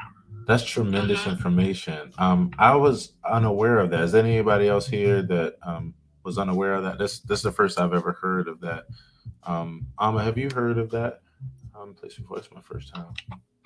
Not that particular branch, but I do know that there has been a lot of moves just for that purpose. So I thank you for sharing it with me. FQ, tell me, say it one more time, please. Yeah, FQ, so that's the Federally Qualified Health Center. And what the FQ is that means they get audited by the medical, I forgot the name of it, it's like a medical accreditation board. So at least every 2 or 3 years, they get audited to make sure their procedures are up to par. So it's like they can't just be in there doing stuff crazy or not according to procedures. So that's why I recommend them. And I have to say, until I started working there and started researching it 3 ago, I did not know. Like, I would drive by Charles Drew and I would just go, oh yeah, there's that little clinic over there. But it's bigger. It's kind of like the size of a small hospital. But I never thought about what it does or what it was for. And it doesn't have a big sign out that says FQHC. It just has its name. So yeah, I hadn't heard of it until a few years ago. So I don't know why they're kind of like kept secret or not publicized. That's the part I don't get. So yeah. Wow. Yeah, that's pretty significant. That's the first that I've heard of, and that's a much needed service. I'm really grateful for you working in that. I mean, how long have you been how long has it been for you now? I started in 2019, like February. My initial career was as an internal auditor, but because I did my job so well, most corrupt management people, they don't like the internal auditor. So I kind of ended up getting, the day after I issued an audit report at a local university about kind of fees mismanagement, the next day I was terminated. And that was in 2017. Okay. So, and of course I worked for Enron. If you look at I think it's on my profile, I worked for Enron for about 20 some years. So I do talks at business workshops and things about management override of controls and all that. Wow. But yeah, I like Charles Drew because the people, the senior leaders, they're, like you guys were talking about, the for-profit. Yeah. If you take a job at Charles Drew, you kind of already know you're not going to make a ton of money compared to what you could make in the for-profit world. Okay. And it means that you kind of care about your community, so that's why you're taking a job there.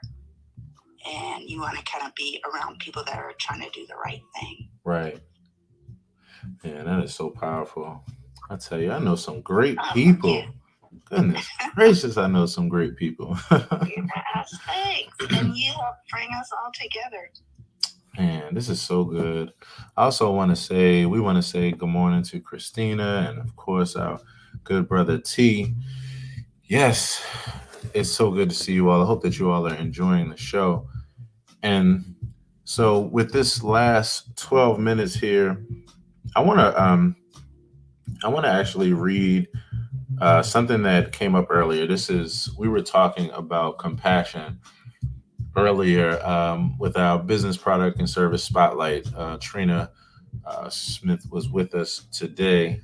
And so we talked about emotional intelligence as always. And we got to this point of talking about compassion versus when you are self-sacrificing. So I want to read from a writing that I wrote around self-care for burnout versus compassion. And just a few thoughts for you to think about. Burnout versus compassion. Compassion is sympathetic pity and concern for the misfortune of others. Sympathetic consciousness of others' distress together with a desire to alleviate it. But burnout, on the other hand, is when you feel overwhelmed, depleted, exhausted, undone, overcome, broken, etc. by someone else's difficulties and our desire to help or fix the situation. Compassion requires the balance of equanimity to acknowledge the suffering or pain of others and be open to helping while knowing that you can't solve or fix every problem for everyone, fix the entire world, or force others to make different decisions. So extending compassion to the point of your own inconvenience is unhealthy and detrimental, not only to yourself, but also to those who you're trying to assist. So have compassion and empathy, but not at the expense of your own mental or physical well-being, sanity, capacity, or health. And last but not least, practice focusing on different people mentally extending phrases of loving kindness toward them. This will help you to develop your compassion without being triggered, facing burnout, or putting yourself in harm's way to help them. I just wanted to share that thought. Like I said, we had talked about that earlier, and I love revisiting that just because it helps us to walk that balance walk, that this thing called equanimity. Because finding that place, we've been talking about it a lot recently, what it means to be self-full, what it means to be able to be happy, be able to look into yourself, figure out what you need, what you desire, what makes you happy, and to be able to move from there and still be able to hold in that same container other people's feelings as well. But we're almost like, y'all know how some people, they like their food on a plate where they don't like food touching each other. So, if you happen to be one of those people, that's actually a good trait when it comes to this we're talking about now, because it's this balance of being able to have one container, which is you as the person, but be able to hold space in different ways within you, where you can have your feelings, you can have your desires, your needs, what makes you happy. And that can be totally present and be right up alongside you, knowing what is the same for others that you're with or working with or, are connected to in any way. And the two they are able to not mix and, they're able to be harmonious. So that's what I love about this, because it's internal. Are there any things that it makes you think about? I'm curious for anyone that's here on the stage or for anyone that would like to come up to the stage, just this whole idea of being self-full and just keeping in the forefront what makes you happy and what's important to you while you still hold space. I don't know about everyone else, but I was zoned out for a good 5 minutes there. Yeah. I don't know what happened. The internet seemed to have sucked me in. Okay. And I also looked around and noticed that everyone else's mic was muted. I'm wondering if this was just like a ubiquitous phenomenon that everyone seemed to have been sucked into the internet. That's what I'm about to say. You have now entered into the vortex.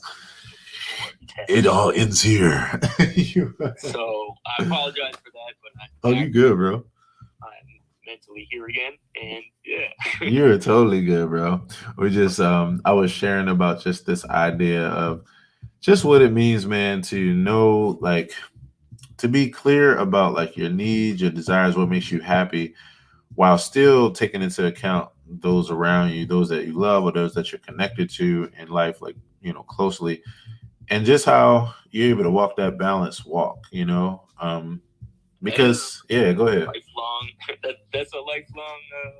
I guess I don't know if battle's the right word, but it's kind of like a math problem that you're figuring out. You're like 85, and then you figure it out, and you're like trying to explain it to people, but they're like, no. Yeah. Right. It is a journey. Yeah. It is a journey. It's a process. What do you think about that? Oh my goodness. When I think about this journey which it is on, right? Yeah. That's where those other values come in. Like this, we have to have this knowledge around the different types of detachment and non-attachment, so that we can really practice that non-personalization and you live based on your own values, so that you don't take it personal. Yeah. When the other person takes it personal. Yes. When you love you. Yes. I think about even parenting. For me, it's such a big thing because I'm gonna tell all of my friends who are childless, raising children, like until you do it, once you do it, there's another level, a next level of respect you have for your parents. Even when you're like, they were so mean, you realize like, no, I was an asshole. You were the one. You were likely the one getting on their nerves. They just wanted to do them, but they had to take care of you. And I think about that around this idea of equanimity. So being so full, I have to get up. I have to make sure I'm taken care of. So I really have the capacity to take care of the 1,001 things that my children may need my support for. Yes. And not be attached to their response to it. Like my daughter this morning, she's up, she's up, she's ready to get ready, and I'm expecting her to come down ready. She's coming down, clothes undone, no sock. I'm like, what have you been doing? I was kidding. I'm like, you were, first of all, let's say the test results determined that was a lie. There's no way you're up there reading. You're not doing that. And you begin to take it personally, and you realize, like, I don't want to burn out taking care of my children. So I need to practice detachment. So what I'm going to do is, now it gets to be a game. I'm going to take the remote control, and it will just be downstairs with me every morning. So in order to get that. So that's what comes up for me, finding the balance between caring and caring with your whole heart, and then letting that shit go. Like, being able to care like your whole heart. Right.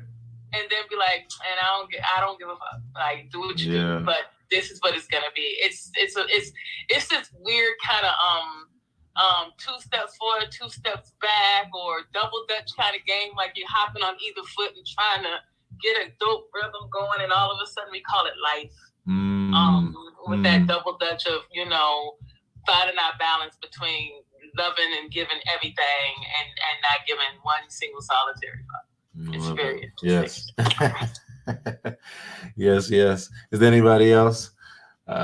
This whole idea of just, that balance, that walk, that journey, I was going to say that equanimity, when we were talking about, especially nonprofit, and like I was saying, working at a federally qualified health center, which is a nonprofit, me and especially the other ladies in my accounting department, and I would imagine providers also, you're constantly trying to have to walk that balance of equanimity, taking care of yourself, because as a nonprofit, often we're either understaffed or underfunded in cases, which makes us be understaffed.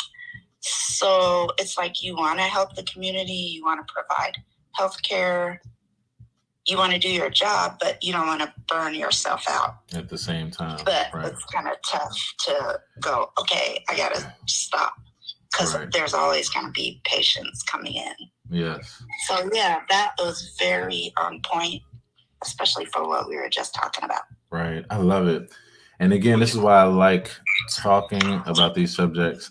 So think about talking, and I'll tell you all this. So yesterday, my mom was here and had a great time. So my mom's not on Clubhouse, but I was in the car with her riding, and it was a great time. So my mother was talking about how she thinks that you all are absolutely crazy for being here with me on the show 3 hours in the morning. She was like, y'all, them people crazy. She's like, I love them, and I don't even want to hear them. It was so funny. Sherry, Sherry, was that not fun meeting my mom yesterday? Yes, and your dad too. And my because remember, I already told you before you told me, I thought you looked like Red Fox. Right. So much fun. So much fun. Okay, so family, I want to do something. I think this is going to be really fun. In these last couple minutes, and by all means, for those that are hanging out with us again, I imagine that you have been enjoying this, because it's the only reason why, unless, like Meyer said, you're caught in a vortex and your phone is frozen. I imagine that you've been enjoying this. So if you have, and you want to, I'm getting ready to see if you all want to play a game for literally 2 minutes, and we're going to be out of here. And I think it's going to be really easy. It's not going to be deep. Okay. And I guess that's subjective. So, all right. So here we go. If you want to come up to the stage, here's the game, right? For everyone. All right. So it's going to be like a pass the potato kind of thing. And we're going to go from A to Z. The goal is to name one thing that makes you happy that starts with that letter. So for instance, I'll start with A. I just think about one thing that makes me happy. Boom. Meyer, B. Sanahada C, Sherry D. We'll keep going all the way to the end of the alphabet. Not deep, just literally the first thing that comes to your mind with regard to that letter that makes you happy. Okay, now I know I laid out the rules without asking you all. Is that cool? Would y'all be cool with doing that for literally 2 minutes and we're out of here? I'm game. Sure. Yeah. Sweet. Okay. I love it. Brother T, if you're taking over the world, all good. If you want to come to the stage, bro, you can too. All right. So just literally, once again, just one thing that is the first thing that comes to mind. It just brings a smile to your face, makes you happy. Starts with that letter. And that's it. Once you say the one, you just pass it, and we keep it going all the way to Z. Okay. So for me, apple, a golden apple. So apple for me. Meyer. Letter B, something that makes you happy. First thing. I'll keep it in the fruit category and say bananas, because bananas are dope in cereal. I love it. You know, it's funny. I thought you were going to say beat because of the music. Oh, shit. So the Cats. Oh, man. Yes, cats are happiness and a form of a beautiful pet. Sherry. D for dancing. Dancing. Yes. Yes. Oh, my goodness. I'm doing my dancing today. Woo! All right. All right. E for me, I'm going to say excellence. I'm going to say, like, just when we strive for excellence just makes me happy. Meyer. F. Fucking flute. Yes. Yes. And if F were mine, it would be mine too this morning for the wake and bake. It'd be floating. All right. So, G. Greatness. Ugh. Greatness. Yes. Greatness. Yeah. Yes. Man. H, being healthy, working out, breathing. Yes, I love that. Health. All right. I, for me, ice cream. But I'm lactose intolerant, so what do you call it? Other forms of milk, so almond milk and all that kind of stuff. But ice cream, butter pecan to be my favorite ice cream. Yep. H-I-J, Meyer. On J. Jazz cat. Yeah. K, Sanahada. K, kisses. Ooh. Yes. Sherry, L. L, I would have to say laughing. Yes. Oh my goodness. M. Moving. I love walking. It makes me happy. Like literally walking right now makes me happy. So movement. M. N Meyer. Let's see. This will be easy when we have more people next time. No.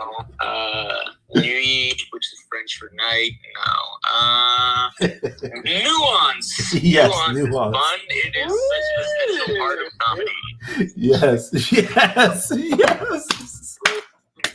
Yo, bro, you just moved to the top of my friend list, bro. You literally just moved to the top of my friend. I love it. Oh, Sanahada. I was thinking, and what has come up is ostentatious, opulence, just being extra for no damn reason. Wow. I love that. I love it. And I just learned a new word.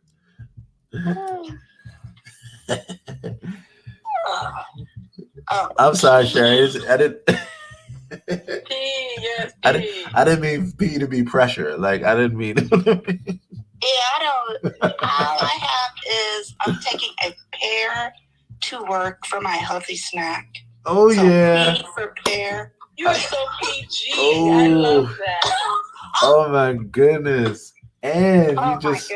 you literally named one of my number. In fact, I started off with Apple, but to be honest, like the pear has become my new Apple. Like pears are like, oh, okay.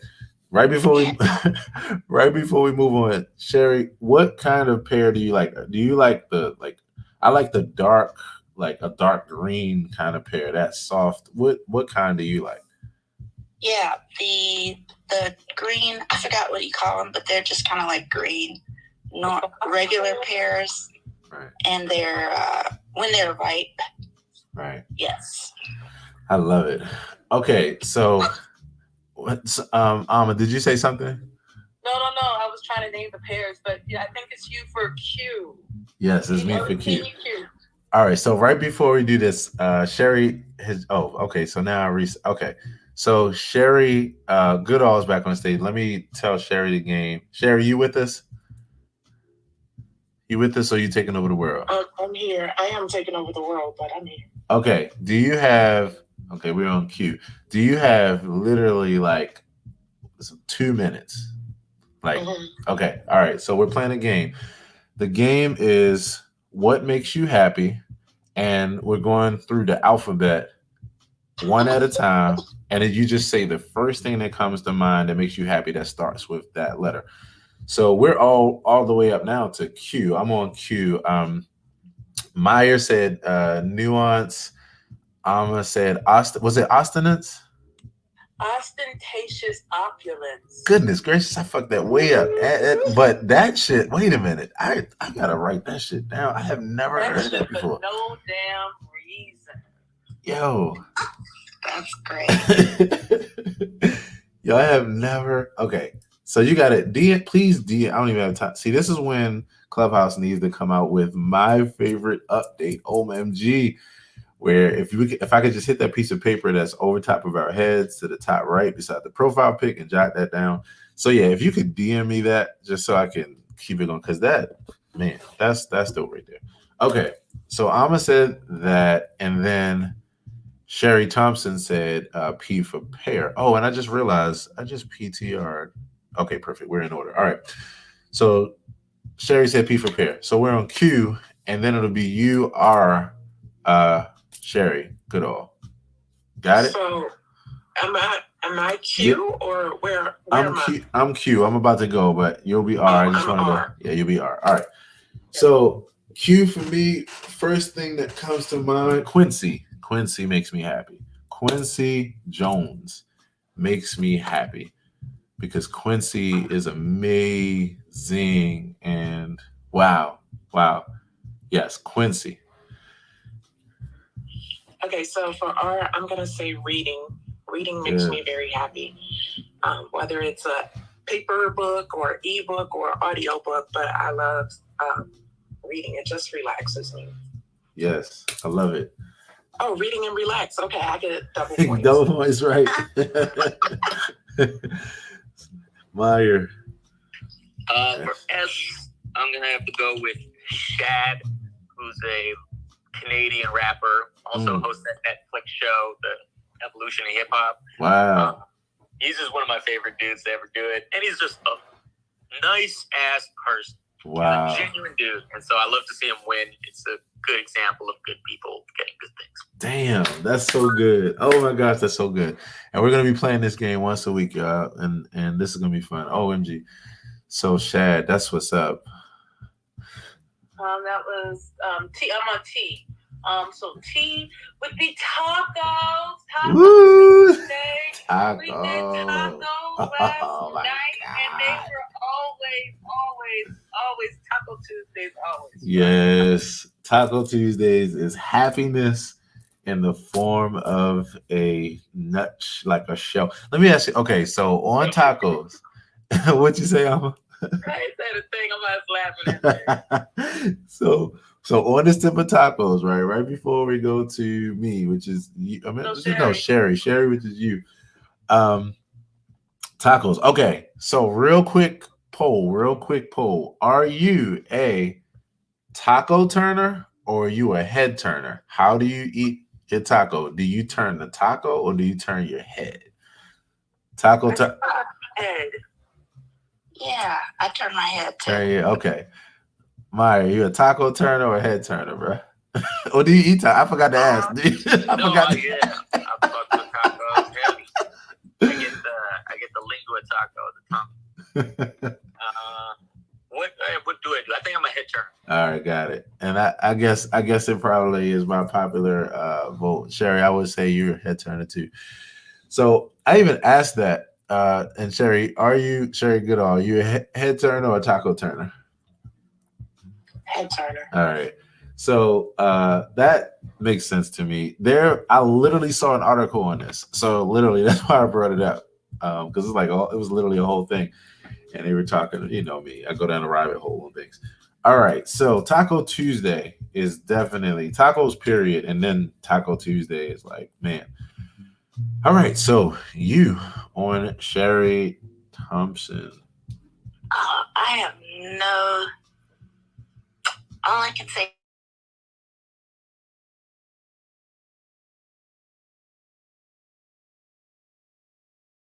And uncle's like a good uncle. Oh my goodness. Yeah, like a good uncle. And I guess I had a good uncle. He taught me stuff, and my mom's brother. Right. So yeah, okay. I was mad that I had you at first because I couldn't think of anything. But you for uncle.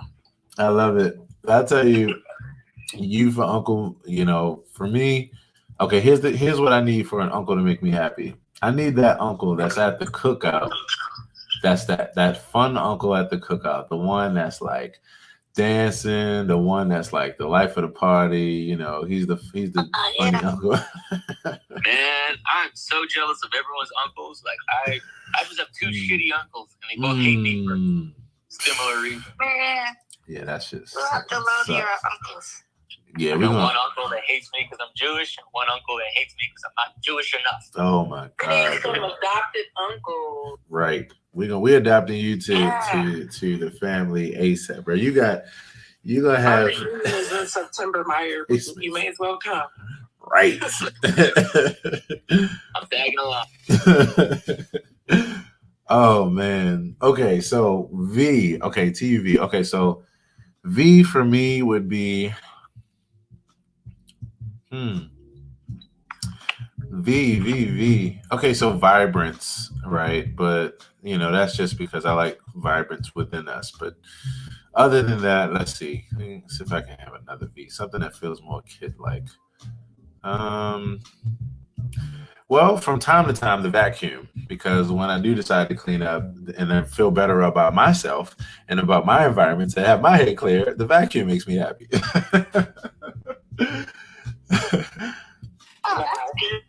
Now, it doesn't make my cat happy. I'll tell you that. I don't think it makes any cat happy. Goodness gracious. I hate that. Oh my goodness. I feel so bad. I'm like, oh my God, I'm so sorry. So, all right, that's my VW. Sure, you know. Wet Willie's. Wet Willie's. Yes, it's a bar. I was getting ready to say that. I was like, wait a minute. Okay, so. Well, look, that's the funny thing. Because I was like, wait a minute. I don't even know where to go with this, but it could be. No, Wet Willie's is a bar. I know they have them in Florida and Atlanta. They used to have it in DC and Union Station, but It's like a slushy bar, and it's like going to a bar, and you know how they have the Slurpee machines, and you see the Slurpee churning. Yeah. Anybody who knows 7-Eleven Slurpees,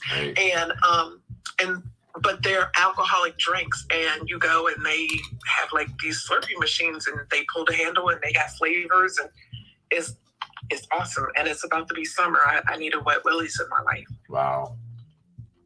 That sounds amazing. Now, if this was like in the 90s, like Wet Willie's sound like some practical joke that your homeboy would play on you in school. Like some. No, they did. They used to like lick their finger and stick it in your ear. Oh my goodness. Was that called a Wet? Was that called a Wet Willie? Wet Willie. You remember that, right? My goodness, I did not know that. I did. It was like movies or something, but don't put never wax. It was a joke. My! It was nasty too. If anybody ever did it to you, you'd be like, ew. That's when I would have emotionally, intelligently smacked the shit out of somebody, like open hand. Like, I'm gonna show you some good emotion, and you're gonna be real intelligent after this, because I'm gonna knock some damn sense into you. Okay. Fortunately, y'all know what's funny about me? Besides all of this, besides everything you already know. So I have never been in a fist fight in my entire life. Ever. And I'm wondering, because I find this to be a rare thing. I don't know. Not even siblings? I have never in life been in a fist fight before. Never. I feel you. I've only had the shit kicked out of me, but I've never really fought. Damn. I don't know if I should laugh or what. Right. I know, but anyway, Look, here's my rule of thumb. Oh my God, that was perfect. My rule of thumb is that if the person who told the story laughs, then you can follow suit. If I chimed in right at the right time. Yeah, I tell you again, it's another thing what I appreciate about life, because it's just, you got to be able to laugh about shit. My homeboy says it's so simple: laugh to keep from crying. I'm just like, let's get it, man. Let's get it. It's not that you always want to use that to overcompensate, but sometimes it can be the most healthy thing. So, all right. So where are we? And I promise y'all, this won't be as much pressure when we have more of the family. But we are on, okay, Wet Willie. So WX. All right. So Meyer X. We got two more. All right. I was planning for W. I had weed and I had a whole list. You know what? Okay. I got one for X. And this is going to be like some concept shit. Okay. But I'm taking the X that people have been using in like so-and-so, X so-and-so, like right. the feature. And that's my X. And I'm using it because features are dope. Collabs are dope. Wow. Yeah, that's dope, bro. That's happiness in a nutshell right there, bro. I love that. Wait, what did you say, Meyer? So that when people do like features and shit, or like duos, they always put X between their names. So it's like artist 1, X, artist 2. Right. Oh, so gotcha. I'm using that for my X. I love it. Think of a word. Otherwise, xylophones are pretty dope. Right. But I love that though, because that X in this case, it resembles collaboration, because it resembles partnership, like in effort on this project, this song. I think that's dope as fuck, bro. Yeah, I think that's so dope. Yeah, collaborations, especially good collaborations, man.